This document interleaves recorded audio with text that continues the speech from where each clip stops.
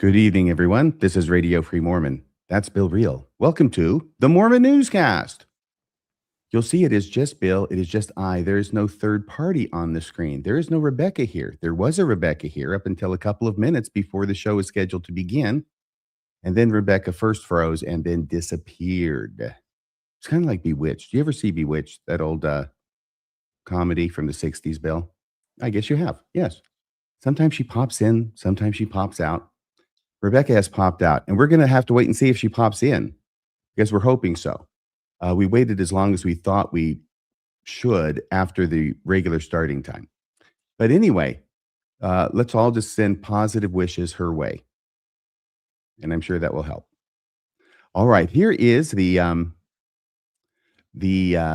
show for tonight on the Mormon Newscast. It is June 15th, 2026. That was June 15th, by the way.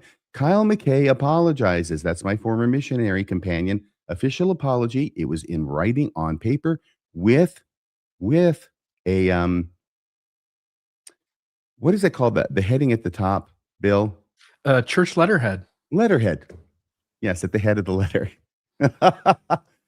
With letterhead, which was apparently missing from the excommunication letter sent to Landon Brophy. But this one is official. And it's signed, and it's from Kyle McKay. We are going to go over that and talk about things that haven't been talked about and touch on the things that have been, because I know that I've talked about this on 4 different podcasts so far. But this apology was last Wednesday on June 10th. It became leaked as of Friday, June 12th, and we did a special RFM that morning to cover it. And then we talked about it some more that evening, along with reactions to it and fallout from it. The other stories are the LDS Christian question, back in the limelight. Are those Mormons Christian or are they not? By the way, our getting through a number of these stories will depend on whether Rebecca shows up again. And if she's not, what do you think, Bill? You think we should go through her stories? I don't think so. What do you think? No, and I don't know that we could anyway. We might be able to go like, oh, there's this general thing that happened, but we wouldn't know the specific details that she's gone and gotten on these stories. Okay, very good. All right, so more Mormon sex abuse. Bill is a true prophet. The return of Michelle Stone and 132 problems. You remember that person who just went silent and went dark? Was that about a year ago? Under threat of excommunication. She's one of the main proponents of the polygamy deniers. Well, apparently she's back now. She says she's moved. Maybe she's gotten a more malleable stake president or something. I don't know. We'll have to see how this plays out. Mormon podcaster Shane Baldwin excommunicado. Curtin and McConkie lawyer claims he can be objective. Yeah, right.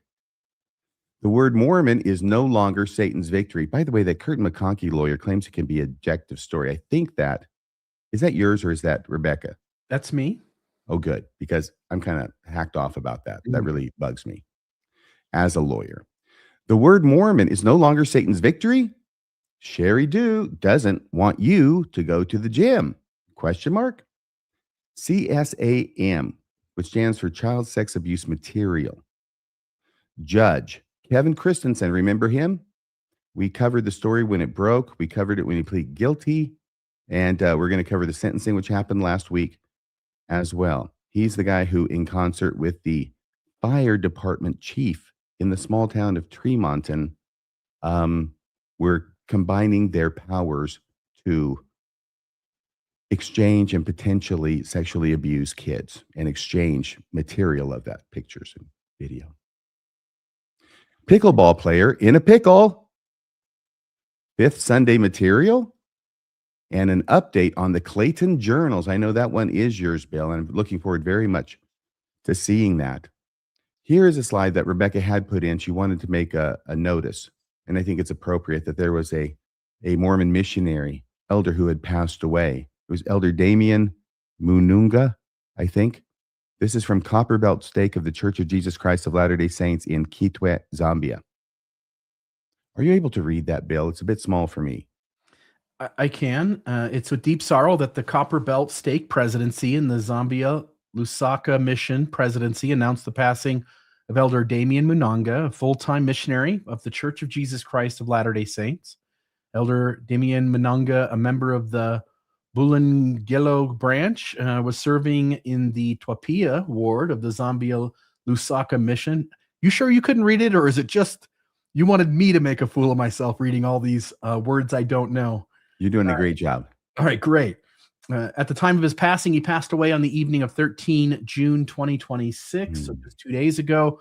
We extend our sincere condolences to his family, relatives. Oh, just that friends. stuff. Oh, sorry. No details about his passing. Yeah. You know, just the regular boilerplate at the end. Got it. All right. Thank you very much, Bill. And I mean that. Okay, so here we go to my former mission companion, my training missionary, Kyle McKay. It was Sunday. It was June 7th. It was 2026. And as I was preparing for this today, it suddenly hit me that something else famous happened on June 7th of 1844. This was. You remember what that was, Bill? I don't think they apologized for this either. No, they've admitted to everything that's in it, but I don't think they've apologized for it. You're right. So it was another June 7th, but this one was in 2026. And my companion gave the following. Now, I'm so sick of watching this and playing it. I'm not going to do the grasshopper incineration part, okay? Instead, what I'm going to do is I'm going to simply put this up here, and I've already advanced to a minute and 8 seconds into it. So we're just going to have the minute where he talks about the racial stuff, put this in context, and then I think and hope that this will be a place that you can go to get the full story from its inception. So I'm grateful for this light. I'm especially grateful that we could sing This Little Light of Mine. That's a song where white people try to sing like black people. And it's our hymn, but I want you to know that we sang it in our ward. I happen to be visiting our ward because I don't get to go to my home ward, and we sang it for intermediate or something hymn. And I'm sitting next to our second counselor there on the stand, and he's singing This Little Light of Mine, I'm gonna let it shine. And I went, hey, dude, I wanted to turn to him and say, you know you're white. And he was saying, no, I'm an African slave is what I am. And I'm singing Swanee River. And anyway, I'm so glad it's in our hymn book. It does make you move just a little bit. And then there's another hymn in there that makes you move even more. I'm going to live so God can use me. I like that one. I'm grateful that we can rejoice in our music. There we go. Okay. I really didn't want to play that again. Hopefully I'll never have to play it again. But on the other hand, it's important that we play it again to establish the record. Okay? So we have that happen. And then let me go ahead. I'm going to take this one down and I'll put the other one. I can move that one easier. Thank you, Bill. So that evening, we did a special RFM. It was me and Rebecca Bibliotheca. And we also got on the fly, incredibly, Summer Rain Barrett and a guy who's a friend of mine who calls himself Black Priesthood when he shows up on the internet in order to preserve the privacy of his own name. So that was then. Then what happened was the following Monday, June 8th, we covered this story on the newscast a week ago tonight. Then on Wednesday, June 10th, Kyle McKay dates his apology, which he sends to the state president. Okay. This was at a state conference in Oklahoma. He sent it to that state president. This is what it said. By the way, just to be clear, he wrote it on June 10th, which was a Wednesday, or at least it's dated on June 10th, which is a Wednesday. It didn't get leaked until Friday, 2 days later. It might have been the night before, but it was late. All right. Dear President Mendenhall, at the beginning of my remarks this past Sunday in the Yukon, Oklahoma State Conference, I made a poor attempt at humor around the singing of This Little Light of Mine. My words have caused offense and injury and put a blight on an otherwise wonderful weekend. I deeply regret saying what I said and apologize for pain, offense, or embarrassment that I have caused anyone in your stake or beyond. I pray that Jesus, who descended below all sin and error, will somehow help heal wounds I may have caused, and in the process, give me better vision and judgment. Please feel free to share this letter with anyone who might benefit from reading it. All the best. And then it's signed Elder Kyle S. McKay. All right. Do you have any comments about this so far, Bill? No, it doesn't age well. I mean, I've again heard it several times, and it was just as bad, if not worse, that time around. I'll save remarks for the end. I'm only stammering because I think this is a really big thing coming from a church that's assured us that it does not give or seek apologies. Yes. Then on June the 12th in the morning, did a special RFM, and that was with Rebecca.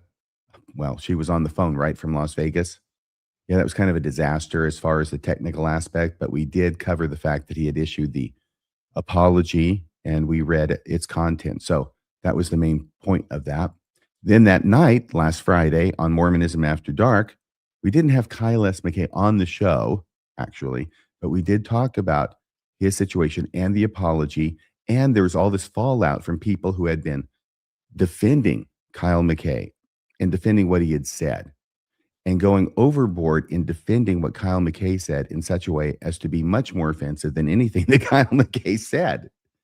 And we played some examples of that and talked about that together. Great show, I think. Now, this is Kyle McKay. These are some pictures that were available on the church website. Here he is, and he's pointing to a picture that's right here on his cell phone. This is the picture he's pointing to. And this is David O. McKay. And then there's a little boy down here on the left. I'm expecting that's Kyle. And I don't know who the woman and the man are to either side of David O. McKay, but it could be Kyle's parents. Okay, because his last name is McKay. He was a nephew, great nephew, I think, of Kyle McKay, of David O. McKay. And here's another picture. This looks like it was taken probably in the mid 70s. I'm guessing this is Kyle McKay, second from the right. And this looks like a picture that was taken after a long day of bucking hay and finally getting it stored up here. That's my sense from it. Now, he tells a story about how it is that even though he had parents who were alive and a home, presumably, that as a young man, teenager, he spent an enormous amount of time at the home of somebody else. And that somebody else, do you recognize him? Who that guy is next to Kyle? Yeah, that looks like Marlon Jensen. It was Marlon Jensen. Yeah. Marlon Jensen had a ranch of some sort, and Kyle McKay spent all sorts of time over there working on it. There's a story behind it. I don't know what it is, but there's obviously a story behind it. And then Kyle McKay grows up, gets older, becomes a lawyer, has a career, gets called as a GA, and then, coincidentally, gets called as the church historian, which is what Marlon Jensen had been. There's some few details about Elder McKay. I'm not going to go into those particularly, but you can find that on the internet, and that's in the interest of time, really. Here's the one picture I have of Elder McKay from my mission. I have no idea why I didn't take more pictures of him, but I didn't. The guy in the front, that's his cousin. Elder McKay, obviously, I think it's obvious, is the guy in the background. That's Elder McKay, and we're at some kind of diner in Japan. So this would have been taken in January or February of 1980. And there he is, and there's Elder Sterland. These two are cousins. They knew each other. And I'm there with Brett Weaver. And Brett Weaver, strangely, was my companion at the MTC. We both got transferred to the same district. Brett Weaver got assigned to Elder Sterland, and I got assigned to Elder McKay. And that's how that went. By the way, you know, this all was a shock to me as much as it might have been to anybody else. I mean, I have the highest regard for Elder McKay. Great guy, great missionary, you know, captain of the football team, student body president, Bountiful High School, the whole 9 yards. It's just, This was an unfortunate, very unfortunate incident. And I'm really glad that he apologized. I actually felt tears coming to my eyes when I found out Friday morning that he had apologized. And then, actually, this is going back because this isn't the first time I've talked about Elder McKay. You remember this, don't you, Bill? Yeah, compelling reasons to doubt. He said it out loud, I think, not knowing what he said, but he was telling the truth. He was given a talk April 2023, BYU, Idaho, and he actually says that there are compelling reasons to doubt. Are you willing to stare down compelling reasons to doubt and believe anyway, is basically what he said. And so that was an hour and 45 minutes I spent on that. I'll bet he appreciated that. Here's one of the quotes from that. Can you read that one, Bill? Having perplexing questions that arise from reasons to doubt is not a problem, but please understand, finding answers to these perplexing questions ultimately is not the solution. Yes, finding answers is never the solution. Usually find the solution by not finding the answers. That's what I think. Yeah, that's what it means, right? Like the opposite. That's what sorry, it means. what? That's what it means, is that the opposite then is true, is that not finding the answers to questions is the solution. And in some way, he's telling the truth there too. If staying in the church and continuing to believe is the conclusion one wants. Well, like I say, I'm really glad that he did that apology, but I don't know, the powers that be, if they're paying attention, may be starting to see a pattern here. A pattern that may not allow him into the apostleship. But this is a McKay. It would be great to have another McKay as an apostle, wouldn't it? The last one was pretty good. Yeah, it was okay. He was McKay. Here's the next one. Oh, compelling reasons to doubt. This is it has the date on it, which was May 8th, 2023. That's when I did my podcast on his speech that was given in April. Yeah. It is a strange twist of fate. In a strange twist of fate, my old missionary companion, Kyle McKay, has become not only a general authority, but also the church historian. Now Kyle gets the chance to have his old missionary companion do a dissection of the talk he gave at BYU, Idaho on April 25th, 2023, a talk many consider to be one of the most controversial talks given by a church leader in recent memory. Hello, Rebecca. It has taken Kyle 43 years to prepare himself to give this talk. It has taken me 43 years to prepare myself to break it down. Hey, Rebecca. Oh my God, son of a bitch. I was stuck in an update cycle from hell. Ain't nobody got time for that. The only redeeming thing is that I knew you were first and that I might have 40 or 50 minutes in which to try to get my tech together. So I'm here. Continue. I have been just making stuff up just to fill time until you came on.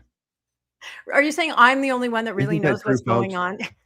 Say it's true in the live chat so Rebecca will believe me. Oh my No, God. the LDS Daily now. We haven't talked about this anywhere. Yeah. The LDS Daily was the only paper, digital, to do a faithful response that we are aware of. Doesn't look like it's made the Deseret News or the Church News. It did make the Tribune, but we'll get to that here in a second. So this is LDS Daily. Everything you need to know about the controversy surrounding Elder Kyle S. McKay's comments. Everything. And then you go down in the article and hang on, this kills me. After this headline of everything you need to know about the controversy surrounding Kyle S. McKay's comments, they tell you they're not going to include the clip. Hey, Rebecca, you brought this to my attention. Do you want to read? Can you read this part? Are you able to? Yeah, I think so. It says, let's see, a note about the video. Yeah, this just struck me as, oh my goodness. Because the article is intended to encourage contemplation and thoughtful discussion rather than amplify a circulating clip, we are not embedding the video here.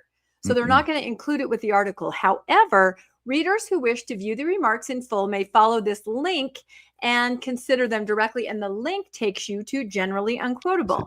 And it's funny to me because her title up there is just like, hear these racist remarks from a church authority. It's much worse. It couldn't be worse. But what I think perhaps is that these faithful readers will click on that, see that, and instantly click away.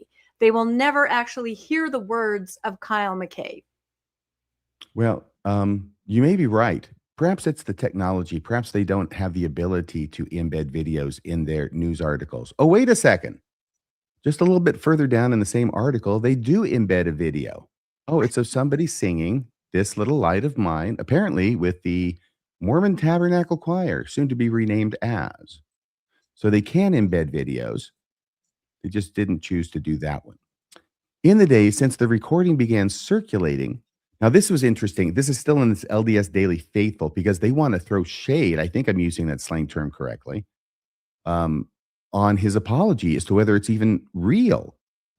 They take a whole paragraph to do this. In the days since the recording began circulating, an apology attributed to Elder McKay has also appeared online. Okay. But it goes on. The document appears to be on church letterhead and is dated June 10th, 2026. But its authenticity has not been independently verified by Elder McKay, the church, or another reliable source in a position to verify it. WTAF? What do you make of that, Bill?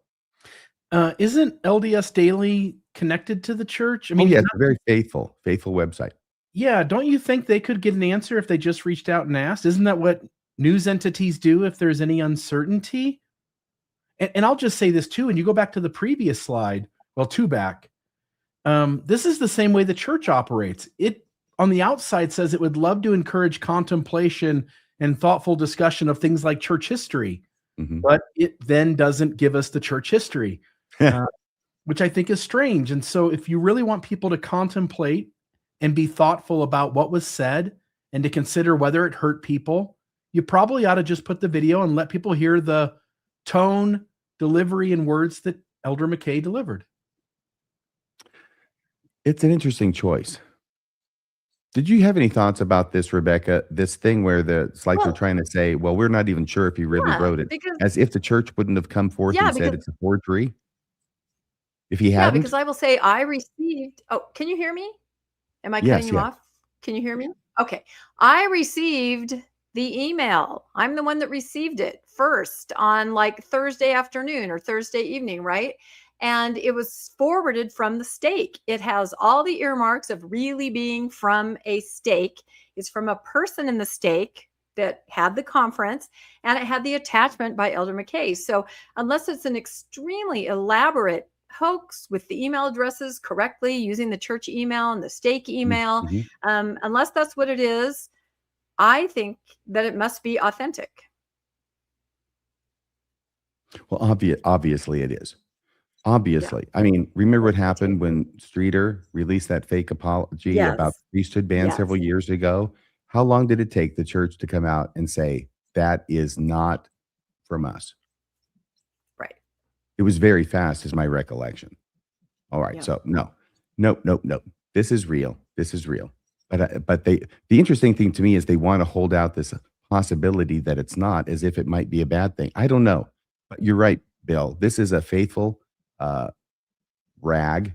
And why don't they just pick up the phone and call the freaking church and ask them if it's real? Because you don't get that kind of access to the church, even if you're a faithful rag.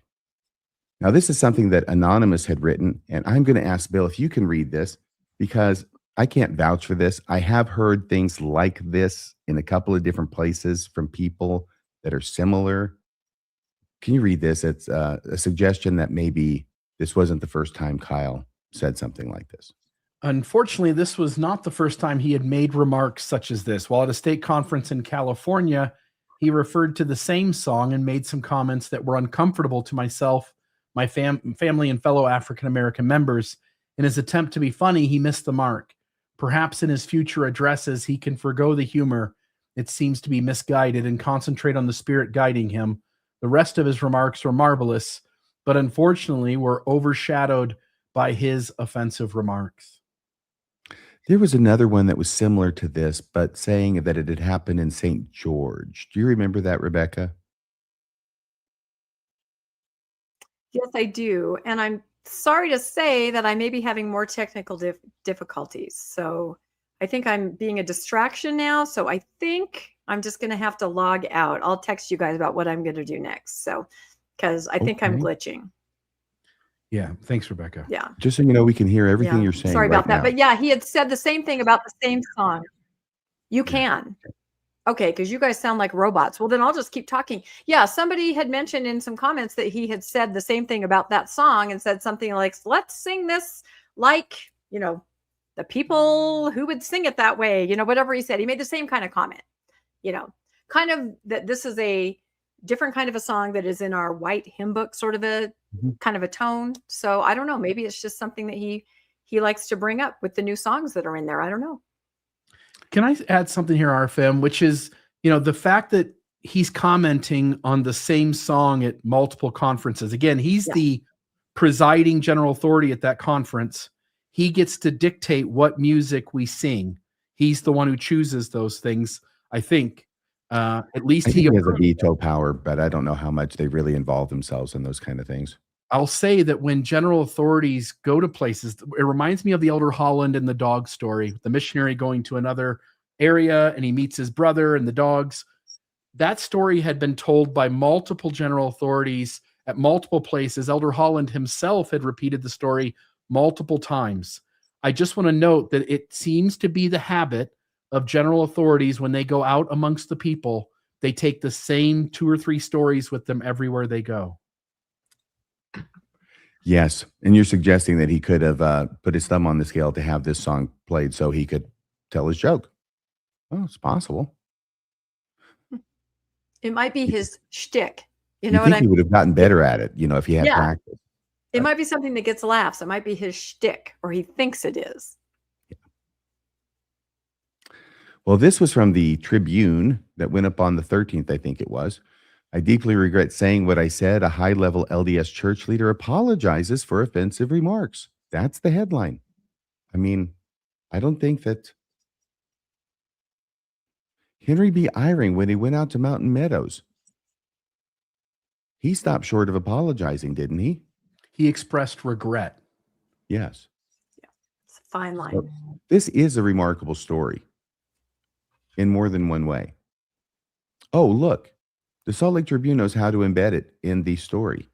This is a picture of where they embedded it in their story, unlike the Latter Daily. Now, this was a couple of quotes that I thought were significant and I wanted to share with the audience as we come to the close on this story. Melody Jackson, a doctoral candidate at University of Maryland, it says University Maryland, who self-identifies as post-Mormon, wrestles with questions of race in the church as part of her research. This from the Trib article. Though personal accountability is always necessary and admirable, Elder McKay must understand that this blight of racism is institutional, Jackson said. It follows a long pattern of the LDS Church taking sacred Black spiritual and cultural practices, be it music, food, or hair, and turning them into caricatures, racist humor, or entertainment for mostly white audiences.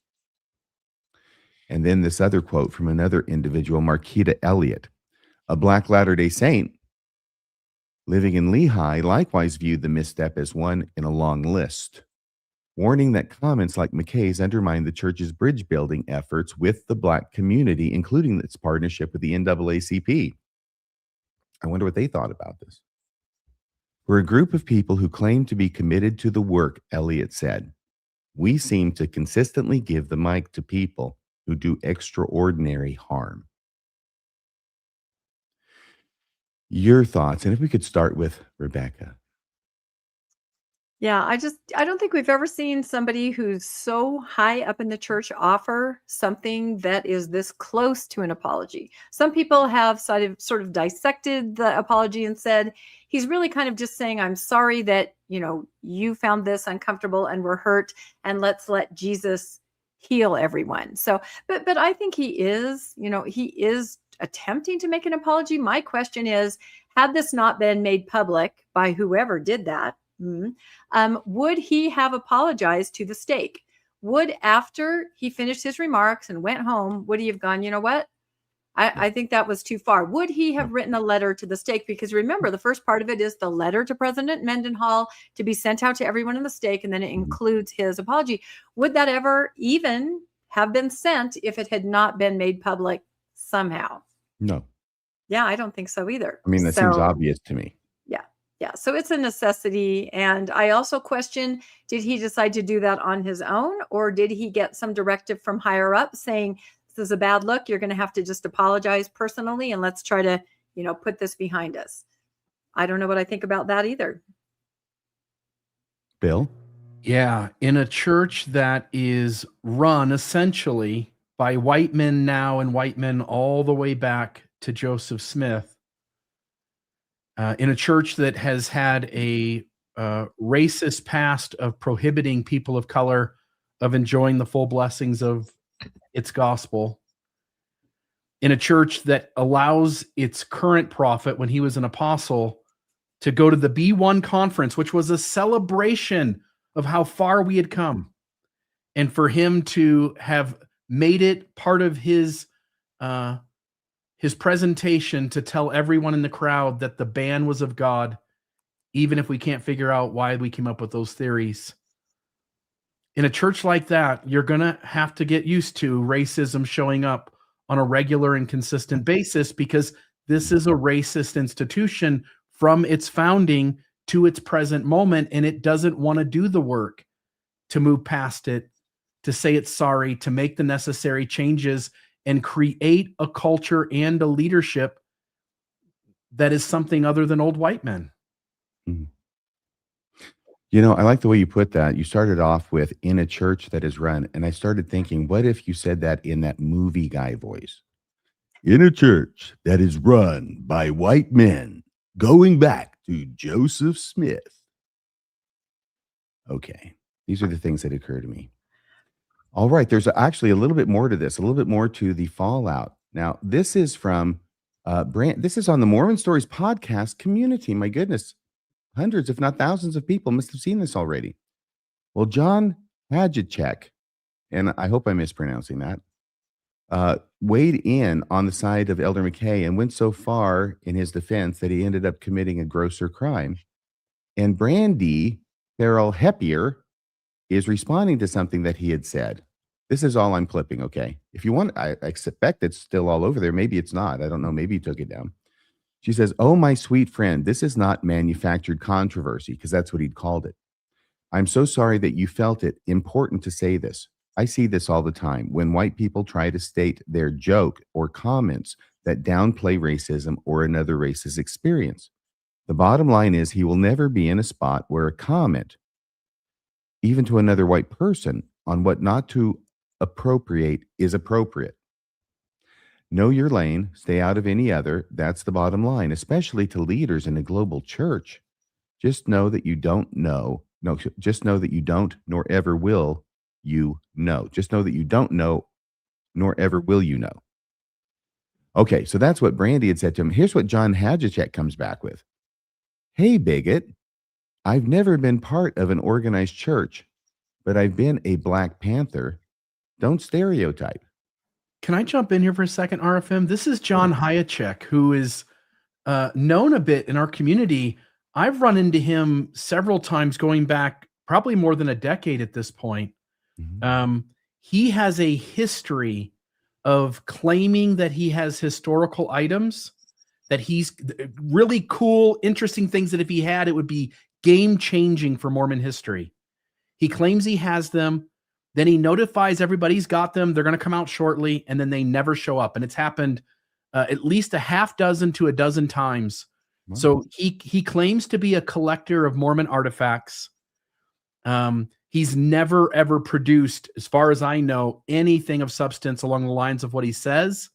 And so I have no trust or believability that he, as a white man, was a Black Panther at any point in his life. And until he could prove otherwise, I don't believe a word that comes out of his mouth. So everybody knows, I want to hear your thoughts too, Rebecca. So everybody knows Summer Rain did a great job of reviewing his comments in this regard. Although he didn't, the comments that he had made as of that time, I don't think were this direct, saying he was a Black Panther. You're saying his dad was kind of like a president or something, and then that kind of blew up when Summer researched it. But this is, I think this is a little bit over the line. What do you think, Rebecca? Yeah, I sent Summer the research that I had done on this too, because I was curious. He had posted some newspaper clippings, and yeah, it looks like his dad, I believe in Minnesota, was a chairman of an organization, a Freedom Foundation, that was backing a Black Panther candidate. So it was a little convoluted how it was, but he definitely was involved. So yeah, and I know John too, and he does have a pretty extensive collection. He is connected. I know that he was the one that was aware of the Kirtland Temple sale before anybody else. So, he's definitely a player in certain circles. I was surprised to hear him weigh in this way, but there were others weighing in like this about the apology, saying that we, those of us who were the first ones, not the apology, but the original remarks, we, the first ones to put it out, were the ones causing the problem. We were stirring the pot. We were fabricating drama. That was a sentiment that was out there that I was really surprised at. And then you would have people like what you just read jumping in and saying, "Oh no, no." So it was interesting to see that reaction, I thought. Well, I think that covers the story in as quick a time as I can, about half an hour. And now I'm going to turn it over to another great story about this whole question of whether Mormons are Christian has resurfaced in the most unusual and unlikely of places. It has. It's been a really interesting week with events, and then aftermath, and then responses, and then aftermath after that, the aftermath. So I will say up front, Bill, if I start glitching, I'm still seeing some glitches. Please just bump me out, because I don't want to go on and figure out that nobody can hear me, right? What a nightmare. So yeah, my story, as I was going to discuss it and still am, was about kind of the Streisand effect with this Mormon moment where you have the, military not designating the LDS Church as Christian. I covered that last time. Huge pushback. Utah senators, we are Christian, and so then the military takes Christian off of every denomination designation. This is part of a list of 200 being whittled down to 30. And, I kind of alluded to last week, I said, my co-host Landon's in the military. He's explaining to me about chaplains and how the LDS run their own services. They are separate from other Christian services. I just touched the surface of that. Well, I've gotten some more information about this, so I want to share at the top of this, because I think this was a huge knee-jerk reaction from the LDS Church. This is not even what having Christian in front of your denomination even meant in the first place. And they inadvertently put themselves back in the spotlight and having everybody debating, are they Christian or not? So somebody else connected to the military sent me this more clear explanation about what those designations really meant. And I think you're going to find this absolutely fascinating. None of this ever needed to happen. Nobody was ever saying you're not a Christian church. So this person says the LDS Church missed such a fantastic PR moment instead to play the persecution card. It actually makes them look really ignorant. The point of the labeling, putting Christian, right, is that those Christian churches have basic religious logistical needs that the military provides: altars, hymn books, paid organists, altar fabric, communion supplies. Then each subcategory gets even more specific with their needs, right? We're talking about supplying what they need to worship as someone in the military. The military doesn't care if you're a Roman Catholic and believe that communion turns into the body of Christ, or if you're Protestant and believe it's symbolic. The military only cares about ordering and having the wafers, the chalice, the cups available for religious Christian services. The LDS Church is 100% self-sufficient. And I tried to talk about this last week, but I don't think I was expressing it quite right. We don't even need a chapel to meet in, because the LDS wards run the services for the military. We let the other Christian churches deal with the scheduling for that. LDS sacrament services usually meet in a tent or other available spaces, very separate. All sacrament needs, music, come follow me, manuals, etc., is all provided by the church headquarters military department directly. They have their own department in the LDS Church that provides everything anyone in the military would need to worship. And, like my co-host Landon, he was like a leader, was he in the bishopric or something of a military branch? I think that's why he ended up being a high priest at age 25.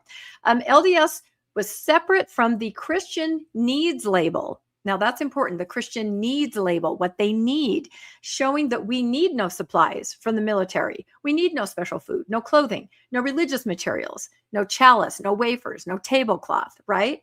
I mean, that's kind of badass and totally showing the self-sufficient values we strongly teach. Like I said, this is an LDS person in the military explaining this. Also, we don't recognize the authority of any other church, so we're not great at commingling with other religious rites. And I explained that. Nobody else could run an LDS service for us. We must have somebody who has the priesthood. So very separate in our needs and our authority.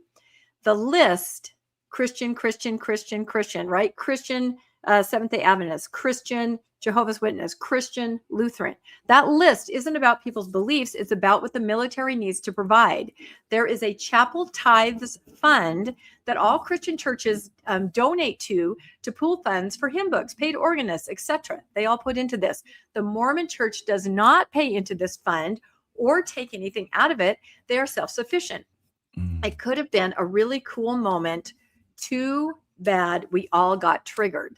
So I'm just going to ask you really quickly, what do you think about that? Do you think this whole hubbub even needed to happen? This is what they were saying. The designated list makes it easier for the military to supply what these denominations need.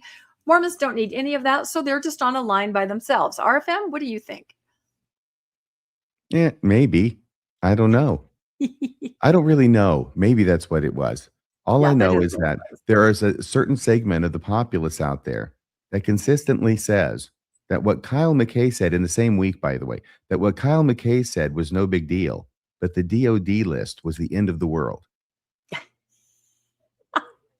What do you think about this, Bill? If this is right, and several military people have reached out to me, none of this hubbub ever had to happen at all. It was not, it was just saying, you're good? You're good? Yeah, we're good. That was all it was saying.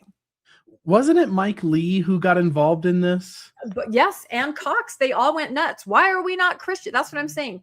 The knee-jerk reaction to this is not what was happening. They overreacted. Hence my picture here. We are Christian. Yeah, it just seems like to even get involved, like you've got so many things on your plate. The world is chaotic. There are tons of things going on. And for Cox and Mike Lee to go, you know how I'm going to spend a chunk of my day is I'm going to go see if I can raise some holy hell about this and get this changed. And it's like, if that's the things you think are priorities. And by the way, I've always felt like Mike Lee is really bad at figuring out the right priorities. If this is where you spend your time, like maybe you're not the right person to be in government trying to change the world for better when this is the kind of stuff that takes your focus. Well, I agree with you in principle, Bill. I do think it is rather important to his constituents. Yeah, that's what I was just going to say. You know who is important to both of them in this state. You know who they have to jump up for. I think if there was some kind of misdesignation with the Hindu community in Utah on that list, they would not have been as vocal or as active in trying to get it changed, which they did. And this is what we're going to talk about. Don't true Christians just turn the other cheek? Well, that's the question. Are Mormons Christian? And what I'm going to say is this Pandora box has been opened again. As much as we demanded to be returned to that Christian designation, it opened up again a spotlight on social media. Are Mormons Christian? And there is so much going back and forth. No, they're not. Yes, they are. Again, I'm sure the LDS Church does not want this discussed, but it is being discussed. And it was sort of their own senators, the governor, the members that kind of opened this up again by posting it everywhere. We are Christian. So here's an article. A Pentagon list overhaul puts Mormon church's Christianity identity back in the spotlight. This is exactly what we're talking about. Here are other headlines. Pentagon reclassifies Mormon as not Christians, but to MAGA evangelicals, they will always be heretics. These are the headlines that are out there. Do you think the LDS Church wants these headlines out there? No. But by causing that uproar about the designation, these are the headlines that are here. Pete Hegseth, controversial pastor, says Mormons practice non-Christian faith after backlash over Pentagon's reorganized religions list. Another article and another one, why most Christians don't consider the LDS Church Christian. I just grabbed a handful. These are all over the place. These were not here the week before. These are here now because of the LDS Church's reaction to the DOD list. So there was a good article in the Tribune, Tamara, my favorite reporter, right? And her article says why many evangelicals view the LDS Church as a cult and why it's unlikely to change. Again, The LDS Church does not want these headlines out there, I'm sure, but here they are. So I'll summarize the article really quick because it was really good.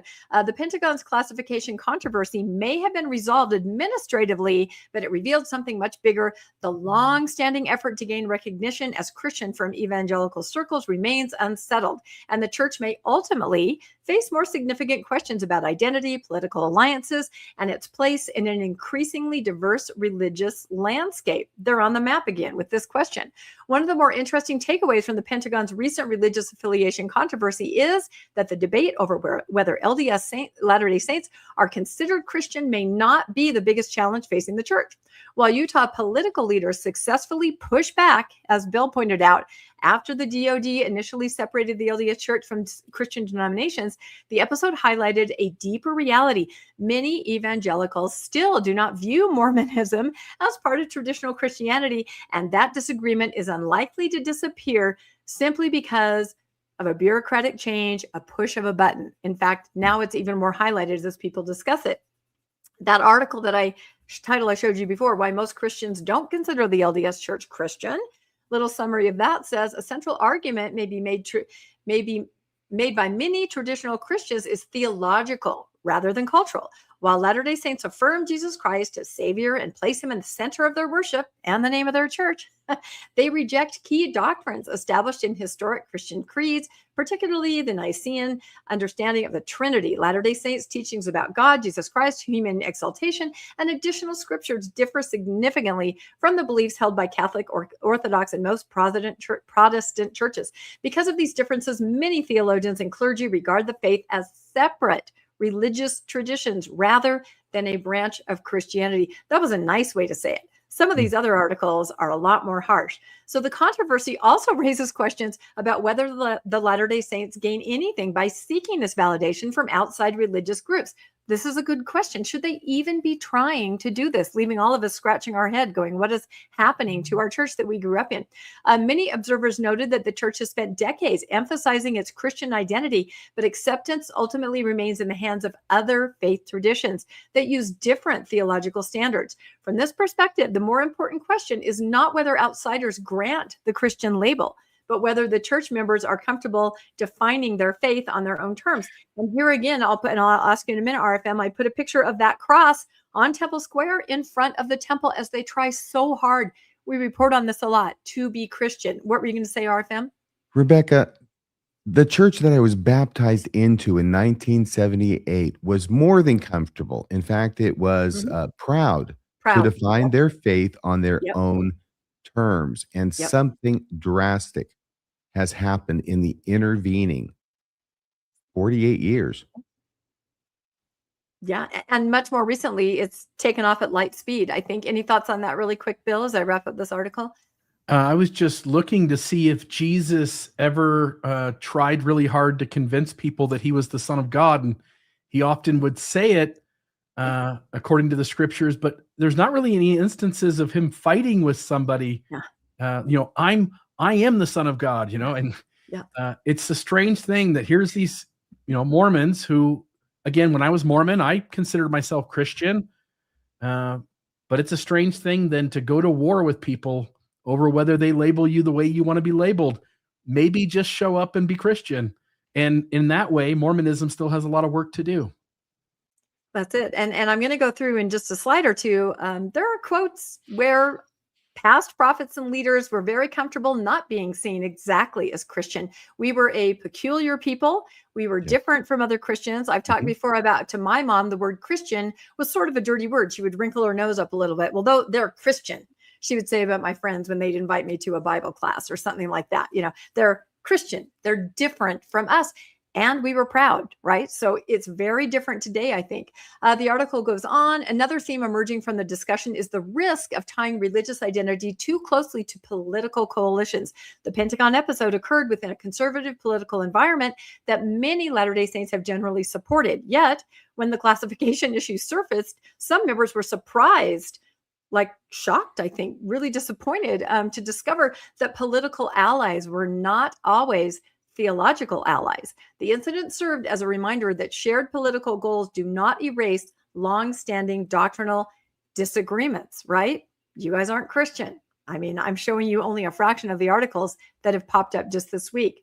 And finally, it says the dispute may also signal broader shifts in American religion. Surveys and demographic trends show that younger Latter-day Saints are often less politically aligned with the evangelical conservatism that previous generations, as the church continues to grow internationally and become more diverse, maintaining a distinct identity. It may prove more important than fitting neatly into the existing American religious categories. The Pentagon controversy briefly focused attention on a label, but it also exposed larger questions about the church's future's place within American Christianity and the religious right coalition. And I had to put this picture up when we talk about a global identity. This just came out this week. The church has baptized, it said 26 young men. These are all children. It's very interesting. We've touched on this before, but here they are on the global stage baptizing 26 children. Good for them. So I will say again that, we've been pretty open in the past. President Hinckley says when he's asked whether Latter-day Saints believe in the traditional Christ, he says, no, I don't. The traditional Christ of whom they speak is not the Christ of whom I speak. Well, that's almost word for word, but a lot of evangelicals say about Mormons. Here's Hinckley saying it. For the Christ of whom I speak has been revealed in this dispensation of the fullness of times. So if an evangelical looks up this quote, they're going to go, yeah, that's pretty much it. That's what I've always said. You have Brad Wilcox over here on the right saying his famous quote, it's what most people in the world are doing. They're playing church, right? How insulting. They're playing church. In our church, we don't play church, right? We're the real church. And then, of course, you have Joseph Smith multiple times saying all other abominations or creeds are abominations. So you can't blame people for kind of saying, hey, you know what? I don't think you are what you are. But the point of my whole segment here is just that this is back in the forefront again, because we made so much noise about that designation and demanding it. And now people are questioning it again. Final thoughts, Bill first, and then RFM. Hey, I wanted to say something before it goes too far. Go ahead. I wasn't interrupting. I was being good. You are good. Go ahead. They're playing church. In our church, we don't play church. Said by a guy who looks like one of the banana splits. Oh, gosh. I knew that would come up. Okay, Bill. Yeah. You just can't let that go. No, never. You put up on the screen here 3 instances where Mormonism is, at least in part, disagreeing with the rest of the Christian world on whether it worships the same Jesus. And in 2 of these quotes, I think are quite offensive. Joseph Smith and Brad Wilcox.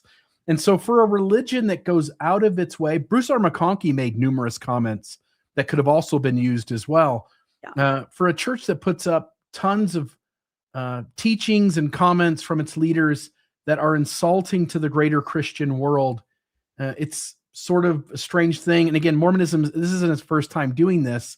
Its persecution complex in New York and Ohio and Illinois often came at telling the story that it was just doing God's work and being persecuted, when in reality it was a major contributor, going so far as creating Danites, etc. The church is in large part responsible for the image that it has in the world. People don't just go, there's a great church, let's just make fun of it. No, people see in your church really unhealthy things. They see you doing things that don't match up with other Christian theology, and they deem you not worthy of the Christian label for lots of reasons. If Mormonism wants to change that, it's going to have to do something other than its status quo. Yep, I agree. Back to you, RFM. There apparently was a huge blowback from this controversy, and I'm just surprised that somebody in there couldn't see around this corner. Yeah, it didn't have to happen. This did not have to be brought up, and I'm thinking these articles are going to continue. They're discussing it in all circles now. Very good. Thank you, Rebecca, for that story. Next one is coming up, and I had to laugh when I saw this slide. This is going to be Bill's story, I think, with the weekly Mormon CSA segment. What is that about? Yeah, because at the beginning of the year, I said we are going to have week in and week out tons more child sex abuse in the LDS Church. And part of me was like, we're going to have a lot of it. I didn't actually anticipate having it every week, but I think here we are. It's June 15th, and I think we've had 1 week where we did not have a child sex abuse story in the news that had to do with Mormonism. So I thought it would be appropriate to note that it might as well just have a weekly segment, and maybe we can just reuse this thumbnail every week. So the church claims it's the gold standard. So this is the gold standard weekly Mormon child sex abuse segment. And with that, I'll go into the story. Jared Buckley, a former director of leadership, director of the Leadership Learning Academy in northern Utah, and a former LDS missionary. That's a picture of him there in the bottom right.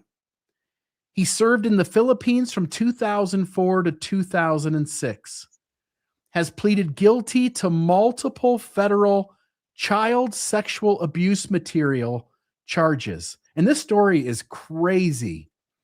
Buckley was arrested in April 2025 while reportedly serving as a stake young men's president in the Church of Jesus Christ of Latter-day Saints. I'm curious, do they want us using the full name of the church in these kinds of stories? I think we should. He is scheduled to be sentenced on June 17th of 2026. Now listen to this. According to court filings in Buckley's own plea agreement, he admitted to producing, distributing, and possessing child sexual abuse material. Prosecutors say he created and administered a private, encrypted online group specifically for parents to share abusive material involving their own daughters under the age of 10. He headed up a group of parents willing to put their own kids in harm's way with all of this stuff. In his plea, Buckley acknowledged creating recruitment materials for the group.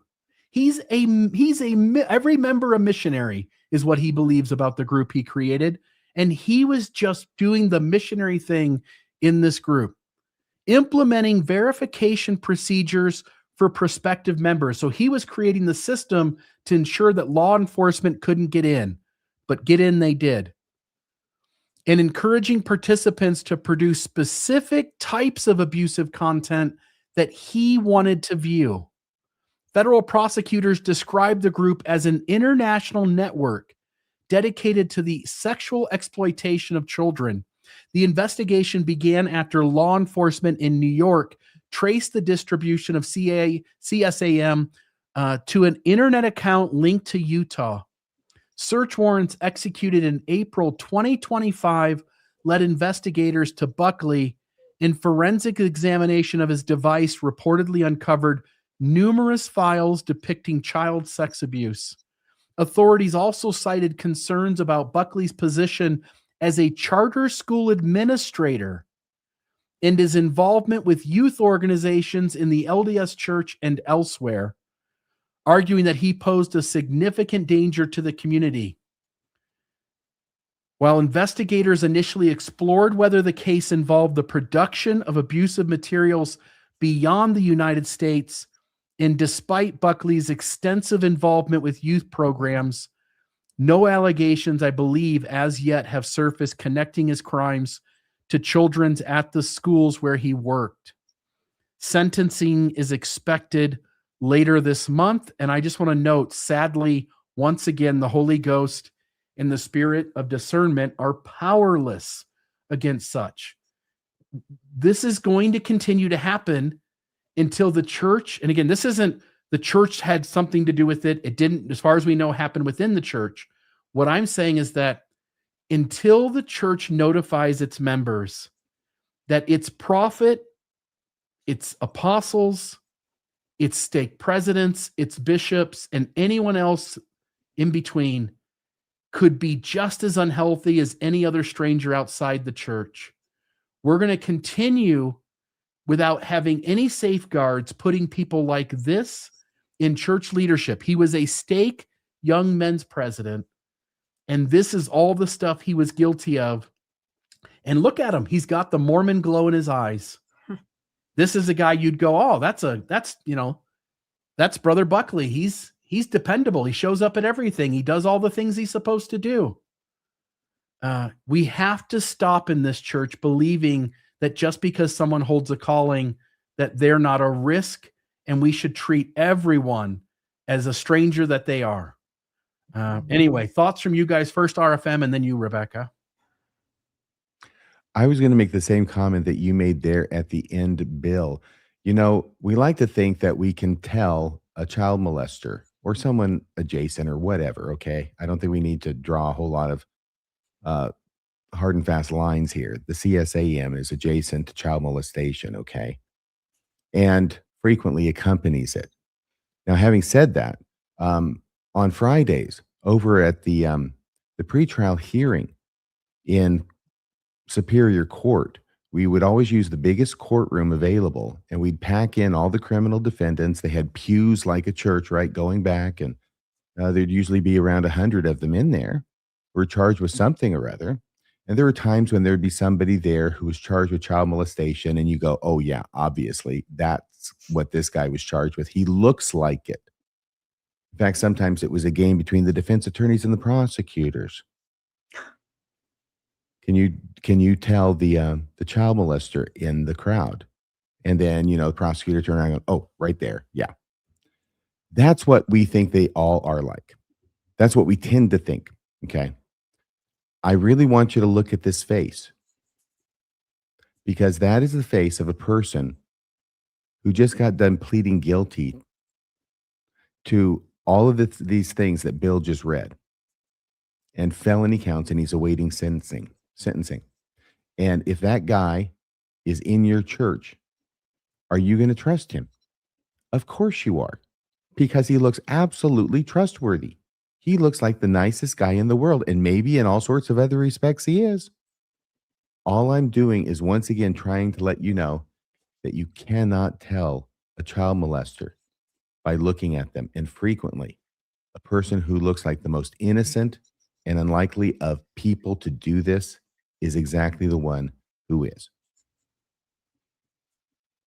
Yeah, I'm glad you both brought that up, because that is my train of thought too on all of this. And you're right, Bill. We've had multiple stories every week. I think that week we didn't cover something, we just chose not to. There is always something.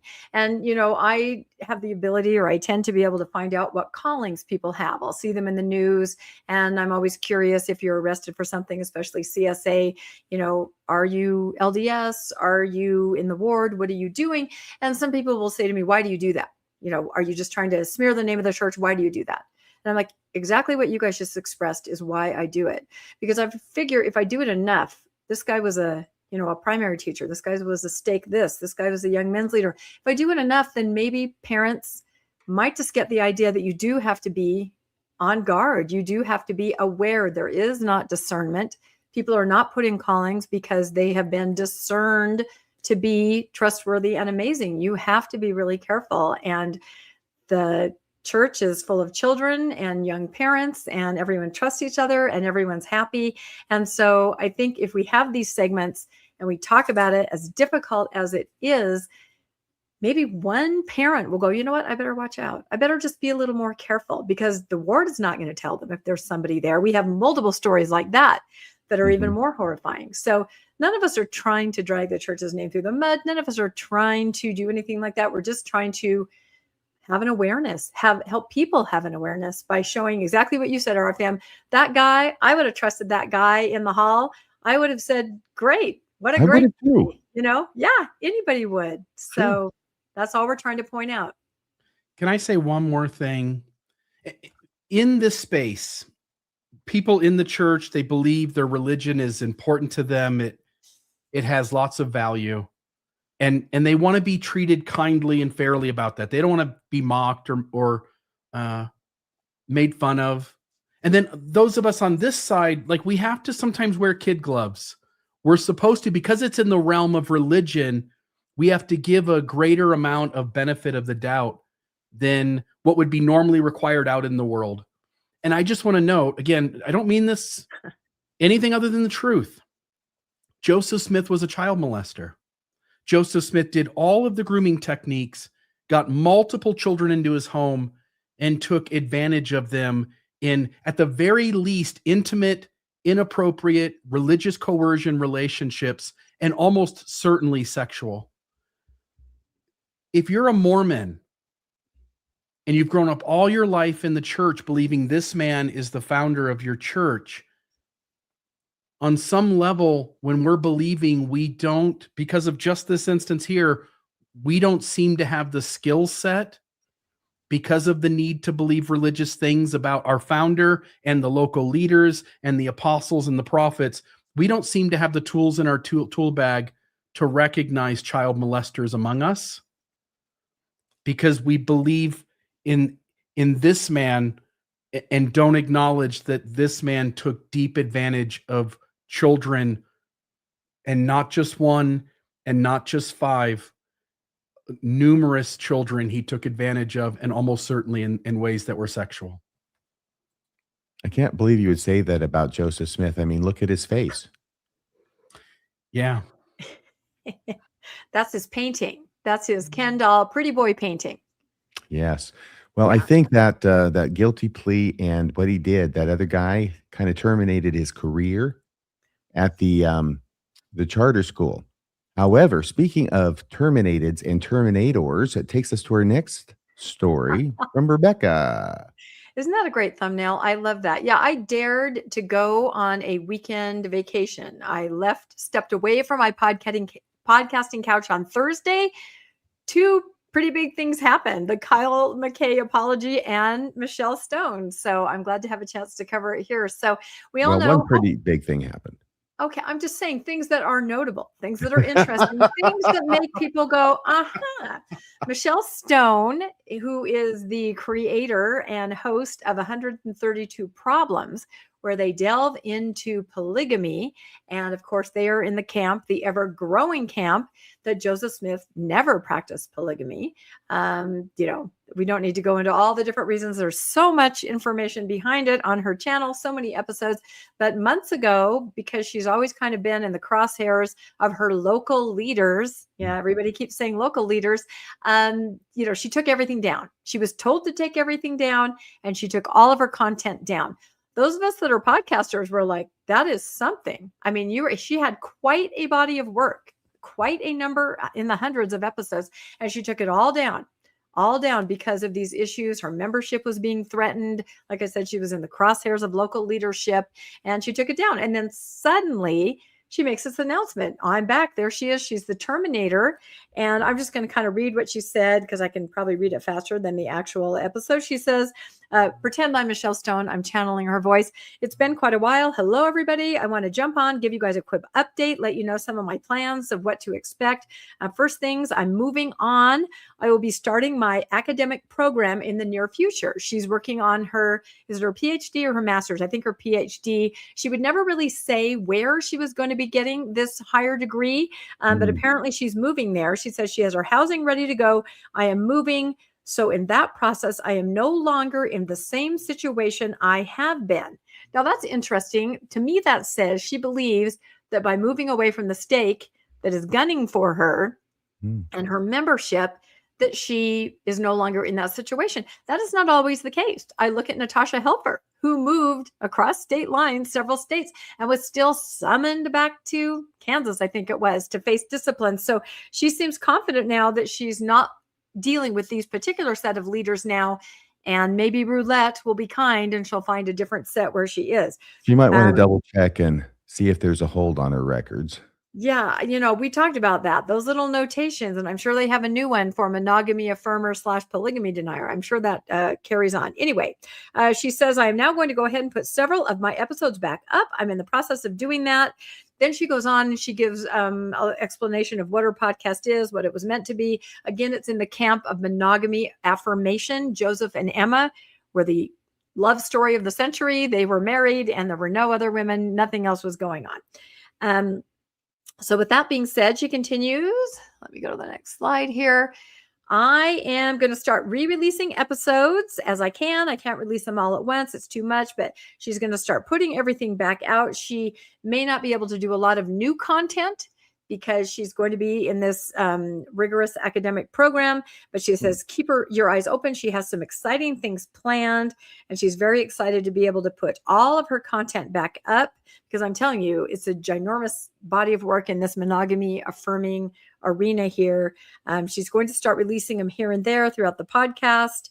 and kind of stay tuned and find out what's going on. So to me, it's interesting that she feels kind of in the clear right now, because that was always it. She was being hauled in, her membership was being threatened, she was being ordered, not to speak about it, to take her stuff down. She has, she still had her Journal of Mormon Polygamy conference, and she had that incident we reported on where they were not allowed to meet at UVU, but she seems almost like now relieved. A weight has lifted. She's moving away from her ward.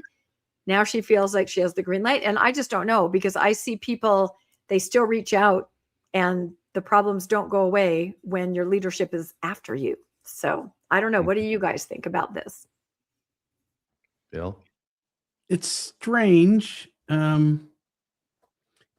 If the church has notified her that she needs to not do this, it seems like she on some level has made peace that no matter what the church does, she's ready to move forward. Yeah. And it'll be, you can go to another ward, but the brethren will find you. And just because you have a nice bishop or a nice stake president, that only holds them off for just a little while. Yeah. And maybe she means she's comfortable and, like you said, has made peace. If she loses her membership, so be it. Maybe that's what she means by moving on. She's at that point. You would think she could be clearer. I mean, other polygamy deniers very recently have been excommunicated. Her own producer, Karen Hyatt. So she can't be naive enough to imagine that she's kind of the queen bee, that she would not be somebody of interest. If she can be naive enough to think that Joseph Smith never practiced polygamy, she's naive enough to believe anything, Rebecca. Well, she's a lovely person. I always say that. Yeah. Yep. You do always say that. Little update. I agree with you. You do always say that. I do.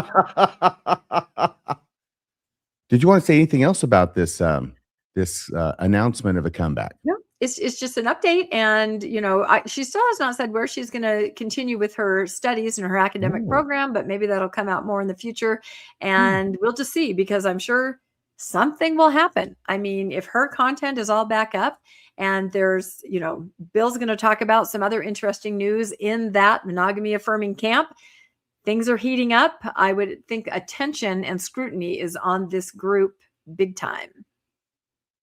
Yes, I do think that's the case. I think that is one of about 12 different fires the church leaders are having to put out, and they're dawdling around, not doing anything. Yeah.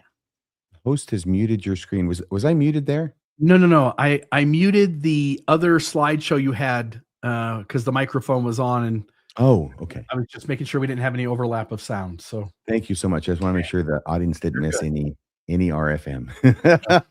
Every single drop, right?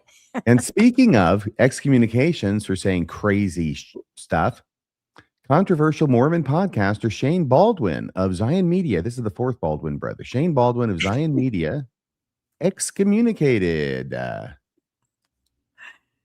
So this is our good friend Steve Pinecker. You may have heard of him. Have you ever heard of him, Rebecca? I've completely heard of him. He discovered me. I was on his show as his co-host before I ever had my own show.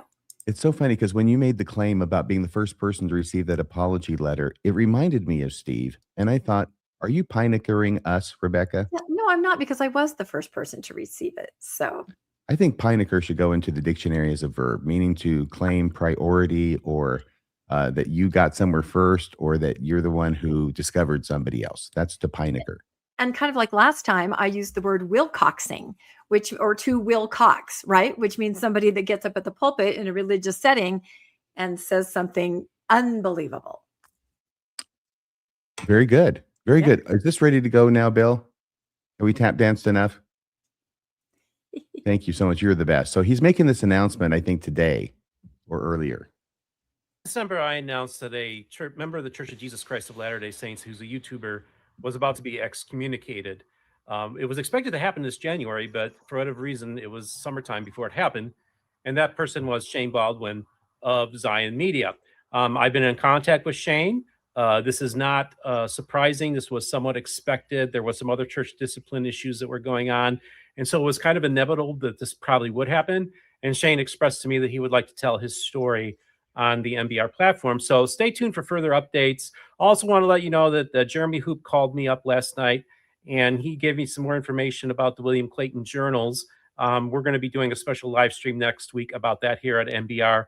So stay tuned. Lots of developing stories happening as we speak, and there will continue to be so. So remember, all the voices of the restoration will be heard here on Mormon Book Reviews. All the grifters of the restoration will be heard here at Mormon Book Reviews. Thank you for that, Steve. So then after that, let me see what happened. I had not even, had I heard of this guy? I don't know, but I've been doing some research on him. He's a very interesting character. And boy, was his excommunication overdue. Oh my gosh, that's all I have to say. So this is the guy right here. This is what he looks like. He's got this radical hair, the radical beard. I'm not sure if I'm the first person to have confused him with Brian Blessed, who may or may not have been the second Doctor Who, as well as appearing in a bunch of other very wonderful performances. But that's Brian Blessed on the right. And this is Shane Baldwin on the left. Now, here's the thing, okay? I'm not sure if this is in the right place now, but let's see. Oh. This is what it is. Down here below, is there any one of you who can actually read that? What's there below? This appeared over on, what was it? It was Ex-Mormon Reddit, and they had embedded this video. They can even embed videos over there, just not the daily place. So, but they're talking about him and talking about the fact that he's got a number of things that are kind of kooky that he believes in and does, okay? And the first thing has to do with this book of scripture, which he adheres to and promotes. It's called the Book of the Nem. By the way, that's how I put it in. This is AI, but I want you to know that I cross-checked everything that's in this for you. The Book of the Nem almost certainly refers to the something completely unintelligible, 2 words, also known as the Mintana Archives or the Book of the High Place. How many of you out there have heard of this before? It is an apocryphal, really, text purported to be an ancient sacred record passed down by indigenous North Americans. Well, that sounds like the Book of Mormon. What the text contains, the Haggath connection. It is presented as a historical and spiritual chronicle of a people who trace their origins back to the journey of Haggath. You remember Haggath, wasn't he in Alma chapter 43? No, 53. No, 63, the last chapter. A shipbuilder mentioned in the Book of Mormon. Indigenous spirituality and healing, the text teach the way. Well, I haven't heard that recently. They teach the way, medicine wheel traditions, and a path of governance, and expansion on Mormon lore. The writings expand on the Book of Mormon universe, claiming that figures like Moroni and Corianton traveled north and joined the Nemenha, which I guess was a people. You can tell because it ends with Ha. Had you heard about this before, Bill or Rebecca? I just let me put myself down there so we're not blocking you out as you're doing the story, but I just put up on the screen a link that people can go to and read it if they want to. If you didn't get bored by the Book of Mormon and the sealed portion by Krishna Melka and the Book of Jerem, there's a guy in Canada who's found some part of the scriptures as well. And then you've got the guys down in Peru who have the sealed portion as well. I think they've been working on it. And if you're not tired of all of that, then you could also go read this one as well. Yeah, like the children of Aranak, the children of Jeranak. I actually have that book. I knew it was close, but not exactly. Yeah, no, exactly. No, I've heard of it because I often will have people personally message me and tell me that I've got everything wrong and I need to read the Book of Aranak. Really? Nobody corrected me and told me I got anything wrong. Yeah, and I know. I'm so sorry. I'm trying to get around to all these books of whatever they are. I'm trying really hard. And I will someday, I'm sure. Yeah, I'm sure. Like, I'm going to read this. Well, the good news is that it's only a volume 1, so there's a volume 2. It's like when you get to the end of a book that was so good, you wish it would just keep going. Well, this one does. So the Origins and Controversy, originally compiled and popularized in the early 2000s by Philip Landis. The text is framed as a translation of ancient records transcribed onto metal plates. I've never heard of that before. And animal hides, allegedly archived in Utah. The texts form the foundation of the Nehemanah Band of the Native American Church, a spiritual movement blending indigenous traditions with these specific writings. I don't know if that is the name of a real tribe of Native Americans. I'm guessing not, but I don't know. Mainstream historians, LDS scholars, and online critics widely categorize the text as a modern, reconstructed spiritual tradition rather than a legitimate ancient antiquity. In other words, it's a fraud. That's a nice way of saying it's a fraud. They even have an article on it at FAIR. Did you know this, Bill? I've never heard of this until today. Isn't this incredible? And this guy believes this crap. And so do all the people who follow him, apparently. Okay. And then he also promotes this other thing called this Oracle code. And there's a difference when apparently it's ORAQEL code is how he spells it. But it comes up if you spell it the regular way, ORACLE. It's supposed to give you oracles. He has got AI set up to give his followers, for a price apparently, a patriarchal blessing through AI that he promotes. And then you can get a special song based upon your patriarchal blessing. It's individual to you, also produced by AI. So AI has now become the god of this movement, or at least the tool, the mouthpiece through which God communicates. Although he also communicates, I hear, through the fourth Baldwin brother, Sean. The phrase Oracle Code app in connection with Shane Baldwin refers to the Oracle code, often stylized or referred to as an Oracle app, a spiritual tool and application marketed by Baldwin through his platform, Zion Media. This is what Zion Media is all about. So the Oracle Code tool purpose, it is promoted by Sean Baldwin. It is promoted as a motivational and spiritual tool designed to help users realign their energy, explore personal spirituality, and discover truths about themselves. Custom music. Here's the custom music part. Baldwin utilizes the results of a person's Oracle code to generate custom, personalized songs meant to resonate with the recipient's soul. Now, I know that you're big into music, Rebecca. This must appeal to you. Yeah, no, my spirit song is September. So I already have my own song, right?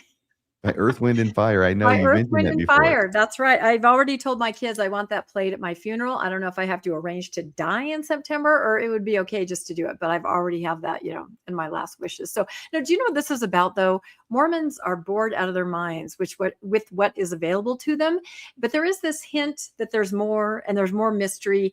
And so someone in the comments said they've seen, decade after decade, these people show up and offer things like this. Sometimes it goes horrifically bad, a Chad Daybell, but Mormons are hardwired for this. There's a mystery, there's more, they're already magical thinkers. So, this is attractive to a certain demographic. And it's interesting that it's through AI. The church has come out recently in the last couple of years, really hammering AI. Be careful. It's not your God.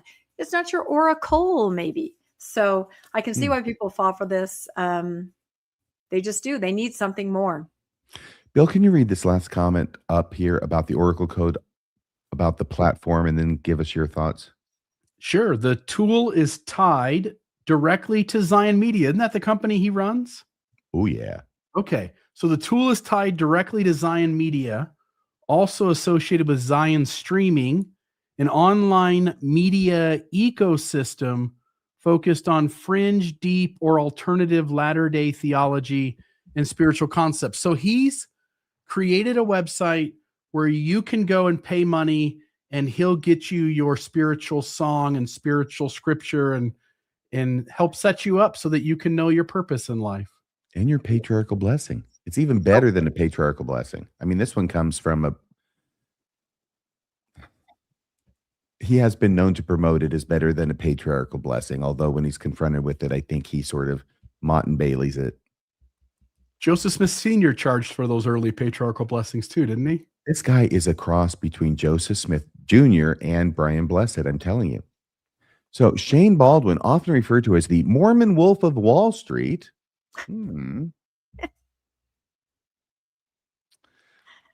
Often referred to as the Mormon Wolf of Wall Street, is an LDS content creator, podcaster, and entrepreneur known for his dramatic life transformation, after he got out of prison after serving 5 years for fraud, and recent public separation from the LDS Church. He gained online prominence as the founder of Zion Media, a platform that produced pro-LDS and faith-centric content until it wasn't. it's weird because he claims he's faithful while he's not being. He's kind of like Jacob Hansen in that way. At this point in life, yeah. don't you guys find it quite easy to spot a cult founder really quickly? I can spot them like this. You started reading RFM and I said, cult founder, there he is. Yeah, and he's hawking his wares over on Mormon Book Review right now, I believe. So you want to read the background and prison sentence part, Rebecca?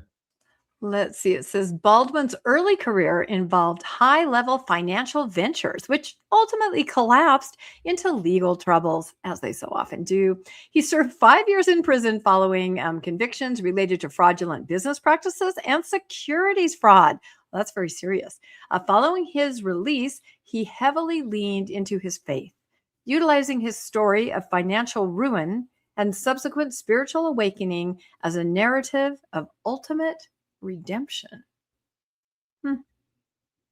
Yep. And then it goes on about after prison, Baldwin launched several business initiatives, including door-to-door sales. And then he ended up with this great idea of doing Zion Media. So a guy who went to prison for 5 years for fraud, defrauding people, is now saying all of this crazy stuff under his Zion Media platform.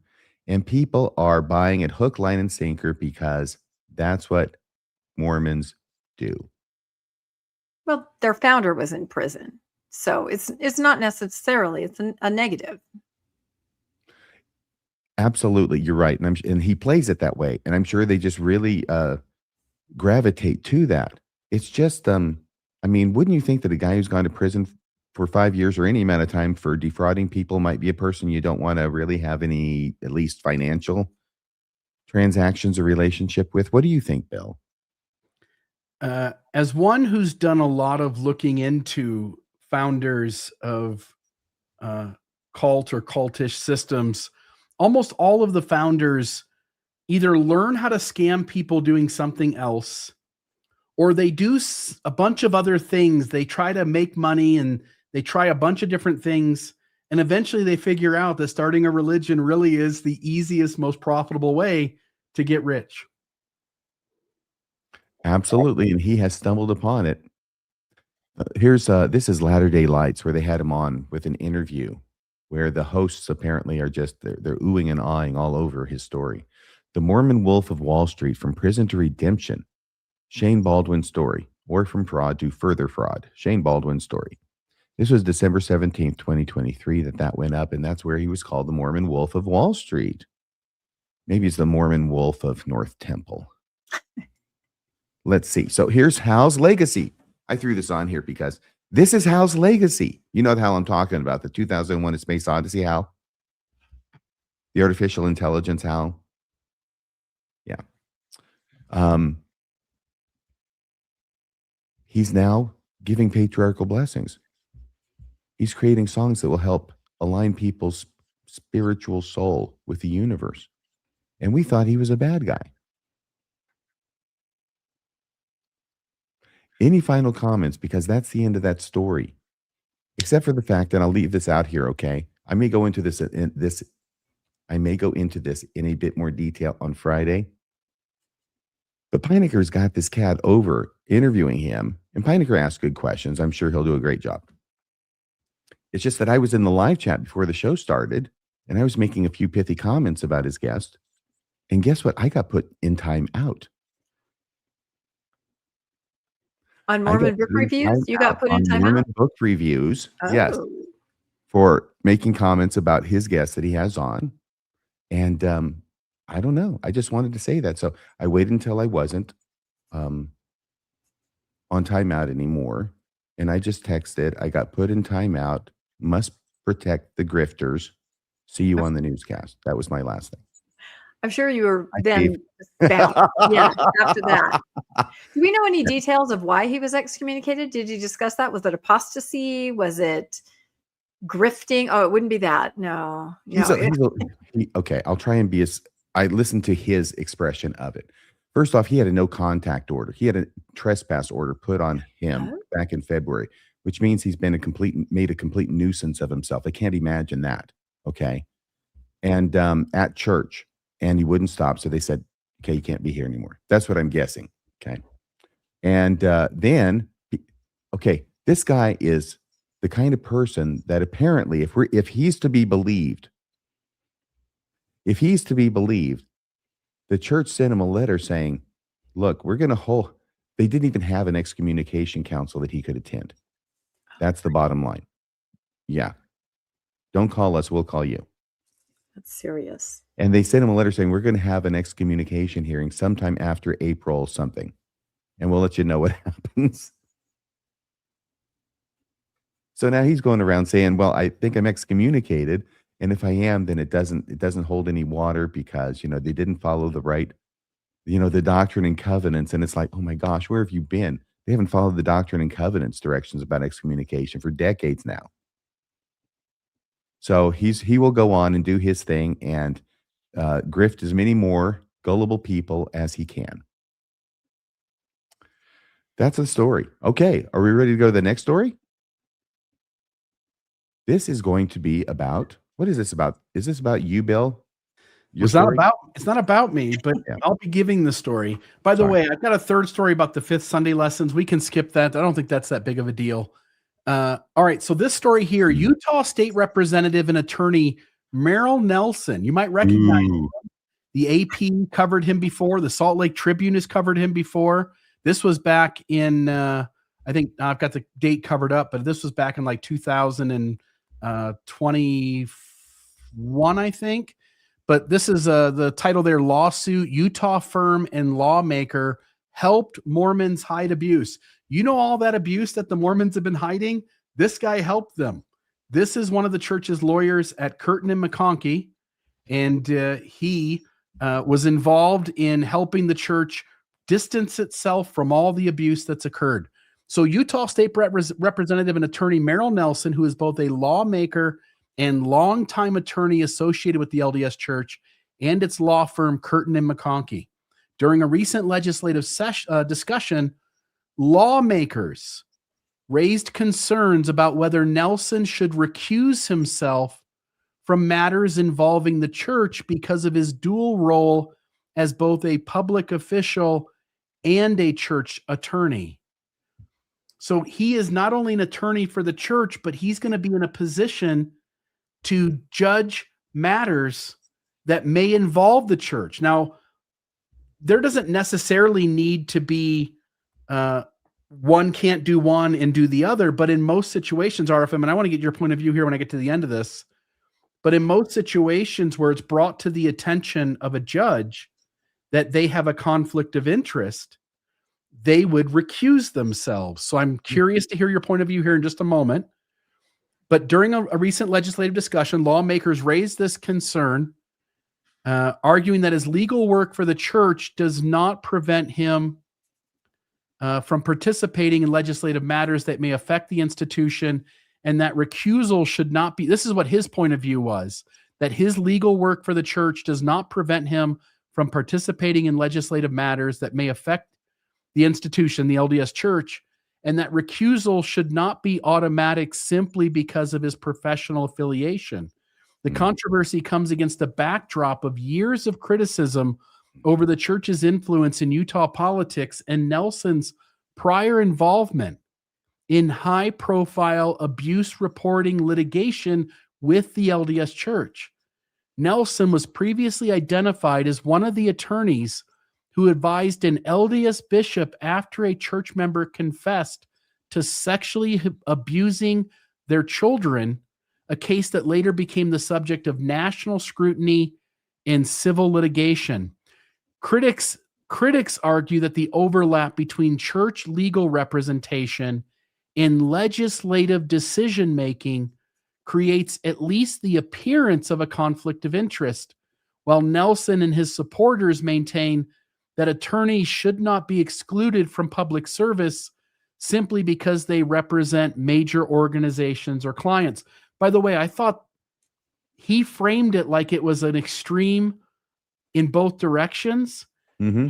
Doesn't he have the ability? Now, again, what he's saying is when a matter comes up that you think, or it looks like it might be a conflict of interest, I'll make a personal decision about whether it really is something I can remain objective about. And then I get to decide whether I stay on it or not.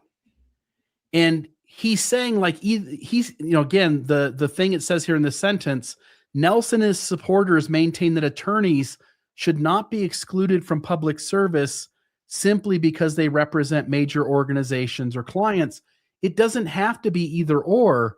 He could just recuse himself from every instance that could even potentially look like it would have a conflict of interest. And that's what I would do. I think, RFM, that's what you would do. I think that's what most good, healthy, reasonable people would do. I think it's such a strange thing for him to decide that he'll be the person who makes the decision when there is a conflict of interest of whether he can handle it or not. Your thoughts, RFM, and then Rebecca. I want to make it really clear that this guy, Merrill Nelson, is the lawyer who was at Curtin McConkie, who, when the Bisbee, Arizona case happened, and the bishop finds out that he's got a member, Adams, Paul Adams, who was abusing sexually his own daughter at home. And this would end up being not reported to the police, and another daughter being born and her being sexually abused by Paul Adams, all because this piece of shit on the screen right there, when the bishop called up to ask him, as the bishop is required to do, what do I do? I've just received this report. And this guy here told him that you don't report it to the police, when actually the Arizona statute does not say that. Repeat, the Arizona statute does not say that. He either lied to him or he's grossly incompetent. And either way, he sure as hell should not be being advanced to the Utah Supreme Court. Those are my thoughts. Yeah, he has an interesting resume. My co-host Landon and I have kind of been looking into it because it is such a confusing issue. It's literally almost the textbook definition of a conflict of interest, I feel, in a lot of ways. So let's see. He worked in South Korea for Amazon. Then he came back to Utah. He was called as a mission president for 3 years. And then he came back and he worked as the lead counsel for the church with the Pathways program. So again, that does seem like an unusual resume to end up where he's ended up right now. But I feel like Utah is kind of the capital of conflict of interest. It reminds me of Heber Valley. I'll just mention temple building really quickly. When the residents were, they were involved in the suit, trying to get everything stopped. The county council there that voted just across the board, yes, change all the lighting ordinances. Yes, change everything. One of them was standing next to President Nelson with a golden shovel at the groundbreaking. To me, that's a conflict of interest. If you are going to change everything in your county to allow something to come in and you are there next to the religious leader with a golden shovel. And that was something the residents, they were like, I don't understand this. These people seem to be involved with the church, and yet they're make decisions seemingly very favorable to the church. Again, this is only my opinion, but the optics are there in Utah a lot. And this is just another example. And I'll just say, okay, on the matter of the law, judges do not recuse themselves when they really have a conflict of interest that they know, okay? Judges are supposed to recuse themselves when there is even the appearance that they could have a conflict of interest. That's what the rule is. Yeah. So, I would think that anytime the church came up before him, it would look like he had a conflict of interest. And so why don't you just say the right thing and bow out? By the way, who appointed this guy? Spencer Cox. Spencer, what the hell are you doing? Don't you know who this guy is? You should put him in prison, not on the Supreme Court. Spencer, I used to think of Spencer as one of the good guys, somebody who was a little more nuanced and trying to sort of figure out a middle way of handling things. But there's been a lot of stuff that's come out with him lately that raises my eyebrows. I will just say, if folks have any concerns here, I'm putting in the live chat how you can reach Spencer Cox to let him know your thoughts. If you live in Utah and you want to share with the politician who represents you and has has extended this this nomination. I just want to say too, the original article down there in the bottom, LDS Church lawyer tells Utah lawmakers he won't step aside from church cases. Again, And the legislature's okay with that? Why don't they boot him right then? yeah. Here's the thing though, right? In a religion that dominates the state, where 9 out of 10 politicians in the Utah Senate are Mormon, and in a state where the church essentially takes up half the population, if he were to recuse himself from every instance that has any connection to Mormonism, he may not have very many cases he sits on, but maybe that's enough that you shouldn't be in weighing in on judicial matters as one who also represents the LDS Church in Utah. I'm not familiar with the Supreme Court of Utah's docket, but I imagine that would be a very small percentage of the cases. Yeah, but even the ones that connect to the LDS Church, he is refusing to automatically recuse himself and says he'll make the decision case by case. Mm-hmm. What else would you expect from him? I want you to understand, if you don't already, that guy in that picture, that Merrill guy, Merrill Nelson, that guy right there, he is responsible for the continued sexual abuse of that little Adams girl in Arizona and all the sexual abuse on the sister that was born after the phone call was made and who was perpetrated upon. That's on that guy right there. And Allegedly. they're going to put him on the Supreme Court in Utah. Allegedly. Allegedly. He's never denied it to my knowledge because it's true and it was proven. These are not guesses. These are facts. And that guy looks like his soul. All right. Now, for something hopefully a little bit more lighthearted.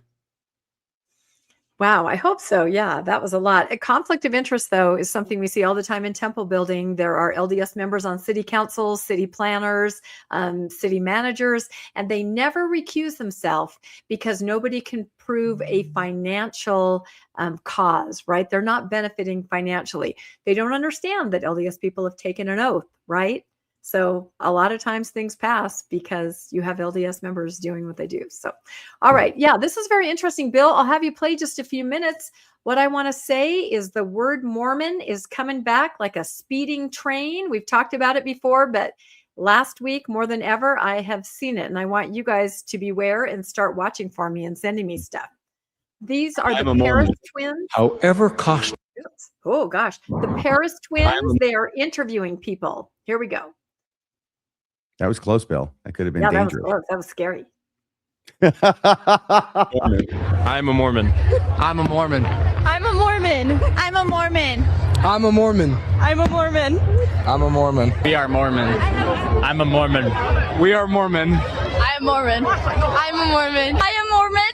I'm a Mormon. I'm a Mormon. I am a Mormon. Okay, it goes on and on. You can stop. And at the end, the Why are we host doing who's interviewing everybody, one of the Paris twins, he says, "We are Mormons and we are members and we are the Church of Jesus Christ of Latter-day Saints." I was really surprised. I had to look at the date on that. I'm like, is this current? Of course it's current. It's the Paris twins. If we go to the slides. What are Paris twins? What are you talking about? They are two very attractive young men who are out there interviewing, making content. They're social media influencers for the church, and they have outrageous French accents, and all the girls are going crazy. Anyway, yeah. So here's Jasmine. I came across this.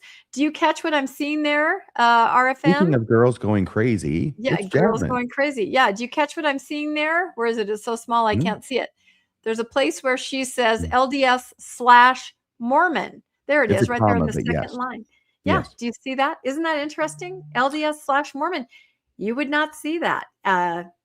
Even I think last year. And I will say in that video that you just showed in the comments, like 500 comments, a lot of people are like, you're not Mormon. You're members of the Church of Jesus Christ of Latter-day Saints. Other people are saying proud to be Mormon. Somebody criticized my take on that video by saying those are all young people. How would they know? those people should know more than ever. They have absolutely spent their entire growing up years under the "we do not say Mormon," haven't they? What year Mhm. was that? 2018? They've spent all of their growing up years not saying Mormon, and yet now they are choosing to say Mormon. So I'm telling you, it's a thing. Here's another video. A lovely mom who's kind of off camera there. She's taking her kids to church. She's starting a new thing. Meet the Mormons. She's going to show you what church is like. Here we are. We're the Mormons, the Church of Jesus Christ of Latter-day Saints. I'm telling you, the word is coming back. I want everybody to get out there and send me anything that you find. It's like President Nelson never lived. It's like what is it? The words of old prophets, like old comic books and classic cars. That's right. So it really got me thinking about the word Mormon. It got me thinking about John's lawsuit. And I really feel the crux behind it is getting that dang word back, getting that hashtag back. And I had ChatGPT kind of look at Mormon influencers like the Paris twins, people that put out content. They do not shy away from hashtag Mormon or Mormon church or Mormon member or Mormon ward. They use it because they know that is what people are searching for. They also use latter day, this and that. You can freeze on this at some point if you want, but the influencers themselves understand SEO wise. We all said it back when they tried to do away with it. That word lives on forever. And I believe that the LDS Church wants it back. Or should I say the Mormon Church? Now, this is a little graph that I came up with. I posted it a while ago. Let me see if I can get a little closer here on this. This has to do with what does the LDS Church claim at Ask Mormon Stories and John DeLynn to do to avoid a lawsuit? And to me, this is the whole key, proving that what they really want is that word Mormon. So, of course, when they talked about mediation, the church put out a statement that said, why was it unsuccessful? It said the primary issue is the ongoing confusion about whether Mormon Stories is affiliated with the church. To address that, the church proposed a simple solution, a brief disclaimer that the podcast is not affiliated with or endorsed by the Church of Jesus Christ of Latter-day Saints. This is a common and straightforward way to help audiences understand the source of content. That step was not addressed, which is a lie. As a result, the likelihood of confusion remains, and the church moved forward to protect the trademark with legal action. So based on some interviews that John did, I tried to lay it all out, what the church asked, and then what was just too far, and what John or any reasonable person who runs a podcast or has a presence on social media would do. So the church said, change your logo from blue to something else. Right away, John DeLynn immediately changed his logo to orange. The church says incorporate a disclaimer that Mormon Stories is not affiliated with the LDS Church or all the Mormon Stories assets. Right away, John DeLynn incorporated the disclaimer into the description of all of their assets. Request from the church, take the Christus out of the Mormon Stories YouTube banner. Right away, John DeLynn immediately took the Christus out of his banner. Other request, take any copyrighted images being used on Mormon Stories thumbnails out. Immediately, John DeLynn went back 3 years and took out anything he thought might be a copyright issue. Now, these things don't have a lot to do with the word Mormon. They all have to do with, the light rays, the color, the Christus, the copyrighted images. Now, we'll look over here, the things that they ask him to do, according to John, according to what he remembers from mediation and has described on other podcasts. These things all do have a lot to do with the word Mormon. And these, if you know anything about SEO or, hashtags or being an influencer, you're going to understand how just beyond the pale these are. So these are the things that they ask him to do. Include a legible disclaimer in the text of the YouTube banner. So when you go to Mormon Stories, there's a huge, ticker tape. We are not the Church of Jesus Christ of Latter-day Saints. John and his team said that's too much. Change the Mormon Stories logo to read Mormon Stories with Dr. John DeLynn and use only specific fonts approved by the church. So they're still saying you can use the word Mormon, but it must be Mormon. You don't get that word Mormon anymore. People can't search you using that word Mormon, right? Third thing, include an audio disclaimer at the beginning of each Mormon Stories episode. So he would have to verbally say, welcome to Mormon Stories. We are not affiliated with the church. I mean, how many of us start out our podcast by telling somebody what we are not, right? But they have to create the distance. And again, these are all things that John and his team said, this is ridiculous. Next thing, a disclaimer must be repeated every 15 to 20 minutes throughout each entire Mormon Stories episode. Have to stop, have to play a tape or have to say verbally, we are not part of the Church of Jesus Christ of Latter-day Saints. Renounce any trademark rights to Mormon story's name. Can't use Mormon anymore. Again, I feel it's because they're trying to claim it. Never file for any trademarks on the Mormon story's name. You can never own any part of that word Mormon or Mormon stories ever again. Never challenge any of the LDS trademarks, right? These things are just beyond if you know what they're asking here. And finally, never create a project again on the internet that uses the word Mormon. So these are things that John and his team said, this is just too much. And to me, this indicates that they really are trying to get that word Mormon back over on their side. I don't know. What do you guys think? I think it's interesting. I've just seen it creep in everywhere. And when I went over those listed demands that had to do with no trademarks and never again creating anything, I just thought, are they undoing all the good works that President Nelson did? It strikes me that they're maybe actually helping John's case here. In the video, for instance, and I think the church does it this way as well. The church is allowing members to refer to themselves as Mormons. But when it came time at the end of that clip for them to explain what church they're part of, I'm Mormon, we're Mormon, he's Mormon, they're Mormon, we're members of the Church of Jesus Christ of Latter-day Saints.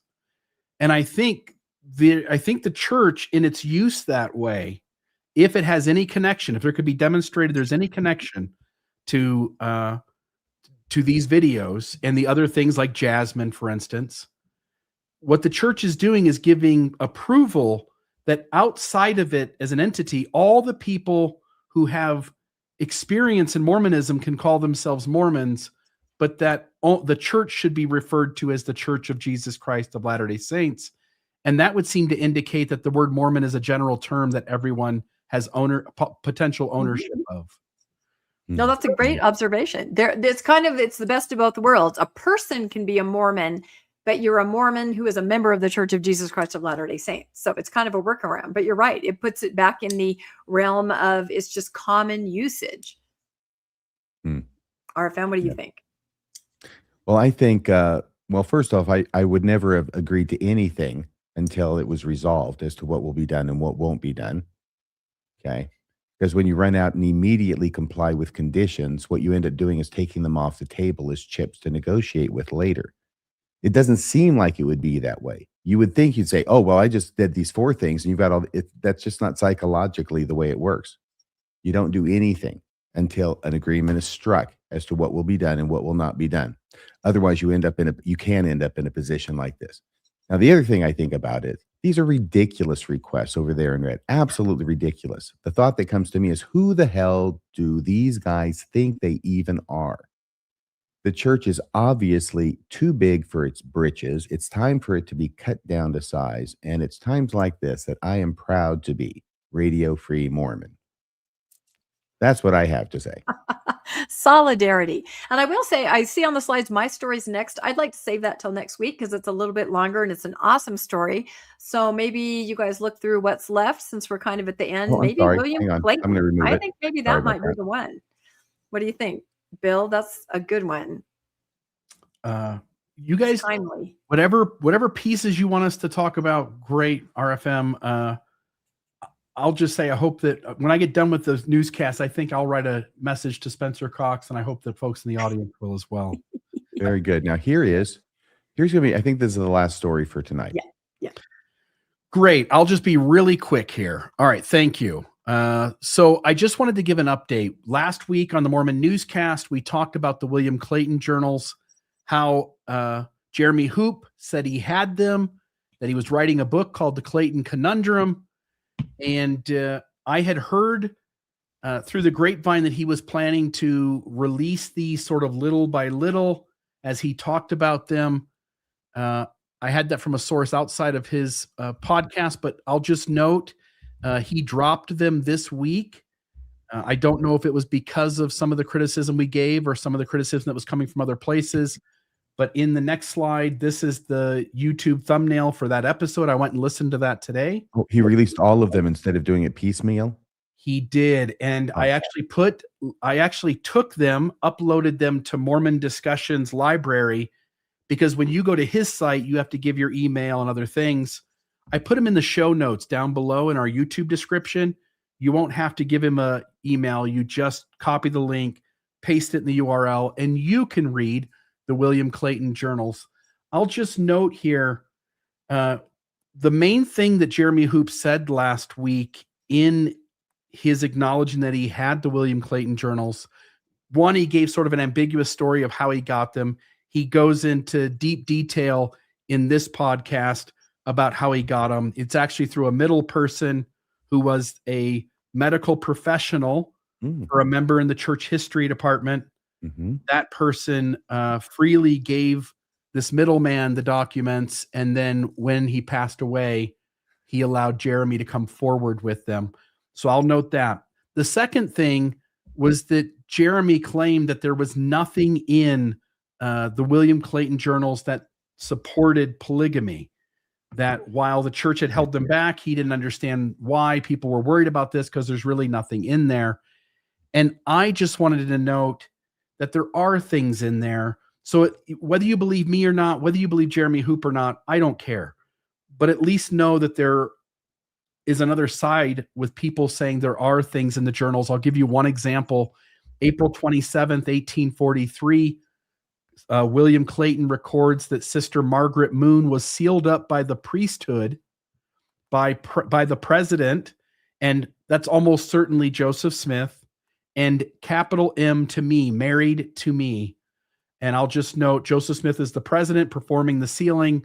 The language is not ordinary marriage language. Margaret Moon was being sealed to William Clayton through a priesthood ordinance. By the way, William Clayton is already married to a woman named Ruth, and I believe that Margaret is Ruth's sister. And this occurs in April 1843, right as Nauvoo polygamy is really hitting its hot spot. And I'll just show the next slide here. Margaret Moon. Notice there on the left, top left, this is the church's biography of her. Married William Clayton as a plural wife. I'll just note there at the bottom, Joseph Smith Paper's footnote. About 3 weeks earlier, on the 27th of April, 1843, Margaret Moon, the sister of Clayton's wife, Ruth Moon Clayton, was sealed up by the priesthood as the first plural wife of William Clayton.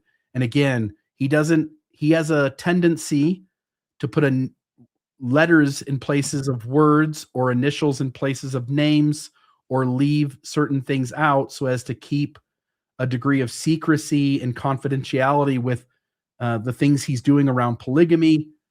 But almost certainly Joseph Smith, the president of the church, is marrying Margaret Moon to William Clayton. Again, this is 27th April, 1843. There are other things as well.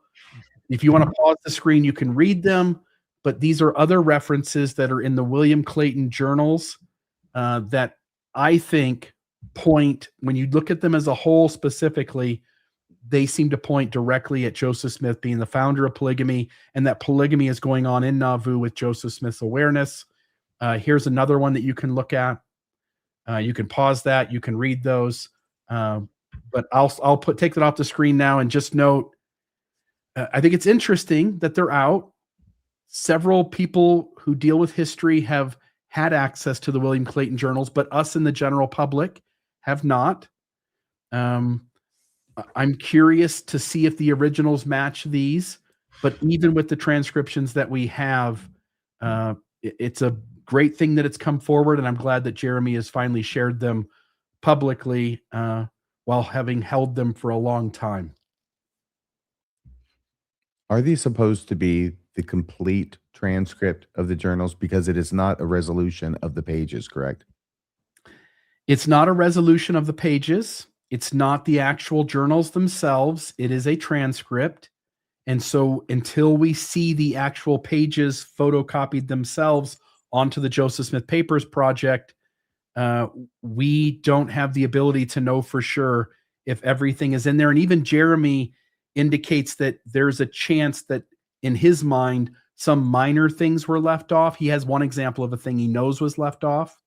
And it's like where someone put markings on the page and the transcriber didn't carry over the aftermarks into the transcript. So until we see the actual pages from the journals, I'm gonna hold out a conclusion until we see them. How would he know that unless he had seen the pages? Yeah, I think it's because of the middleman and his relationship with a member of the church history department. And again, I've got his name, but I don't have it handy on me. But that person had quite a few lengthy conversations about the William Clayton journals, and so there were details that came up in a conversation between someone interested in church history and someone dealing hands-on in church history. Yeah. I'll take all this with a grain of salt, but thank you for giving us the rundown as far as Jeremy Hoopa has given it to us. And can Rebecca, I just say that yeah. I was going to say that, we now know that everything's delayed, right? For all of us to get our hands on it. I mean, that just came out. Look at the trajectory. Do you really think this is going to be the journals themselves? Announced in 2017. 8 years, editors transcribing, verifying, annotating. 8 years, right? Then the transcript is submitted to Yale in 2025. It's supposed to come out early 2026. It doesn't. And now we're being told next year. I don't know. I think these other versions floating around there and the interpretation of these other journals are going to get a lot of play before whatever Yale is putting out with the church gets out there. So we'll see. It's funny they announced that in 2017, because also in 2017, President Dallin H. Oaks said, "We've been hiding that for a long time." Yeah. And they have been. They've been hiding these journals for so long. And it's going to take them how many? 8 years and going and counting for them to prepare the text so that it can be published and read. And what the heck is taking so long? I don't know. But I'm suspicious. And I got a question for you, Bill.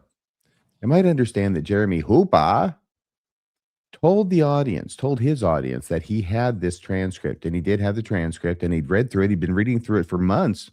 He's even written a book on it. So he's thoroughly familiar with the transcript of the William Clayton journals. And yet he told his audience, in spite of what you found and showed this audience, that there's nothing about polygamy in the William Clayton journals. How does that make sense? Yeah. In the first episode, when he says he has them, he informs the audience that there's nothing to worry about in here that would link Joseph Smith to polygamy. I think there are at least a dozen instances where it can clearly be shown that polygamy is happening in Nauvoo and that Joseph Smith is aware of everything that Clayton is writing down and doing. Yeah, and John Turner has gone through some of those other documents. And if you read his book, that's definitely his take on it. So I do wonder, I mean, now that this exciting news, according to Jeremy, that there is no polygamy, we don't need to worry. I do wonder if this is one of the reasons that Michelle is back on the scene and is reposting her episodes, to support that narrative, to show scholarship around that narrative. I think they're thinking it's a renaissance. Do not use the word scholarship and Michelle Stone in the same sentence, please. Oh gosh, I'm sorry. I forgot your rule. You have so many, RFM. But they're easy to remember. Scholarly-ish. Ish. What's it? Scholarly light. Scholarly light. L-I-T-E. Okay. Well, anyway, does anybody else have anything else they want to say? I think we have to do what's on the horizon. There's something about a cruise coming up. Is that a thing? Is that happening? I think it is. It's happening. Lots of people are going. Ton of fun to be had. September 13th through September 20th. Those beautiful people there at the bottom, those influencers will be on the cruise. You can rub elbows with them. RFM, Rebecca, myself will be there. And you can go there to the link below, khexethtravel.com, and you /post-mormon-celebration-cruise. And you can sign up and be on the cruise too. Don't miss out. This is going to be a ton of fun. We're so excited. We're excited for the folks that are down there, and they're excited too. So this is going to be a great time. Awesome. What do you have coming up tomorrow, Rebecca, on Mormonish? That's right. Every Tuesday. First, I would like to say really quickly, when you were talking about the judge bill, and I had one of my sources give me his resume, my source gave me another one of the candidates' resumes. So that was not the history of that judge. All the judges, everybody who was a candidate seemed to be LDS. So we were kind of looking at all of them. So disclaimer right there. Anyway, what is coming up on Mormonish Tuesday night? The episode is called Why We Think What We Do, Why We Think What We Think and Do What We Do, right? Are we even in control? And this discussion is kind of based around the book Mistakes Were Made, but Not by Me. You may recognize that title. It is a fantastic book. I have two returning guests, Kendall Christensen and Cameron Stringham, and we're going to talk about why the heck we do things. And then maybe Kyle McKay should read this book. Why did I do that? Why did I say that, right? It's more complicated than you think. So that'll be on Tuesday at 6 p.m. Mountain Time. And then on Thursday, I am plugging along with my series on authorship of the Book of Mormon, sole author versus other theories out there. We are on episode 2. We're going to be talking about some more word print and the 3 voice model. These are short episodes for us, like an How long hour. are they? And they're like an hour and 15 minutes. They're short. So they're How kind many, of a bite-sized how many piece. episodes are there going to be in this series, Rebecca? 10. 10 There has to hours? be. Yeah, 10 hours. I already put out 2 like 4-hour episodes. They were too long. People wanted more information. So I've chopped them up into little bite-sized pieces. And again, I will say, this is really interesting data. I am reading it into the record. That is my motivation. I'm reading it into the record. You all can do with it what you may, but I'm reading it into the record. So there you go. We tend to do that on Mormonish, right? We have interesting people on. So It doesn't sound that's like you're coming up. backing this theory very strongly. Oh, no, I have my own opinions, but I try to be, just put the information out there, and I try to host the guest and let them talk about what they'd like to talk about. And this particular guest and his information has gotten a lot of people riled up, a lot of people interested, but it never hurts to put this information out. I've never seen this particular theory presented in such a clear and concise way. So if you're ever curious about, what the heck would Sydney have had to do with any of this, like everybody thought up to 1940, you can check out this series. It'll be interesting. So that'll be on Thursday sometime. I always have to work it around whatever John puts out. So it'll be on Thursday at some point. And that's all we have.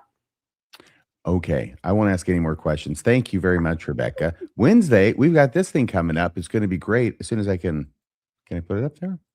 This is the one it's supposed to be. Here we go.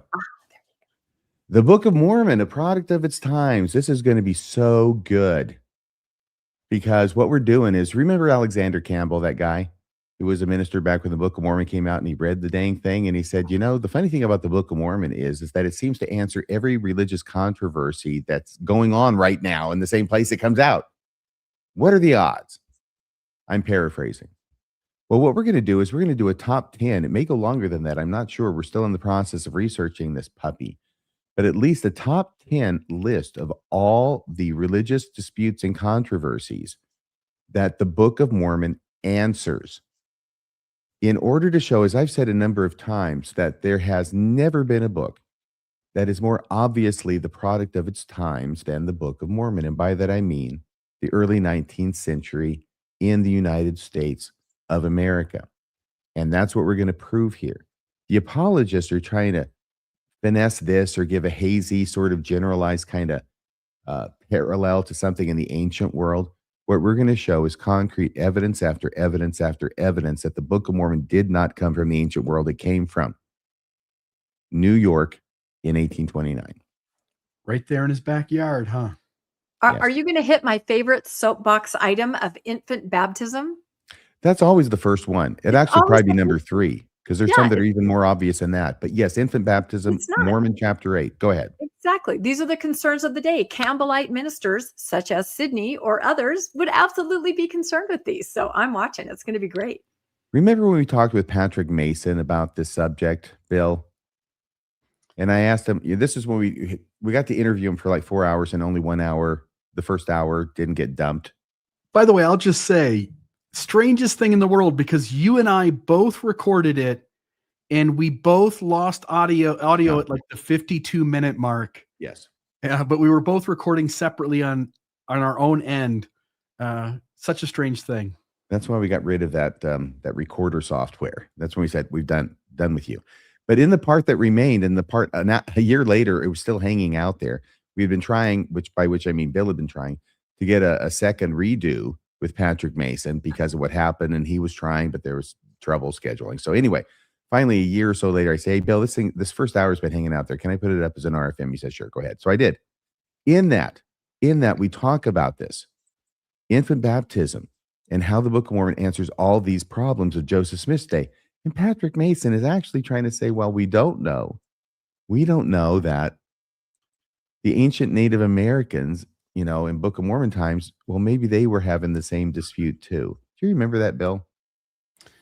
Yeah, we covered a lot of various things in that, but he wasn't even convincing himself when he said that. That is utterly ridiculous.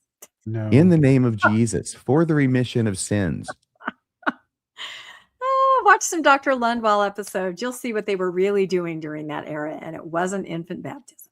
But the reason I bring that up is because the improbability of that will be taken into impossibility when we line up at least 10 of these examples.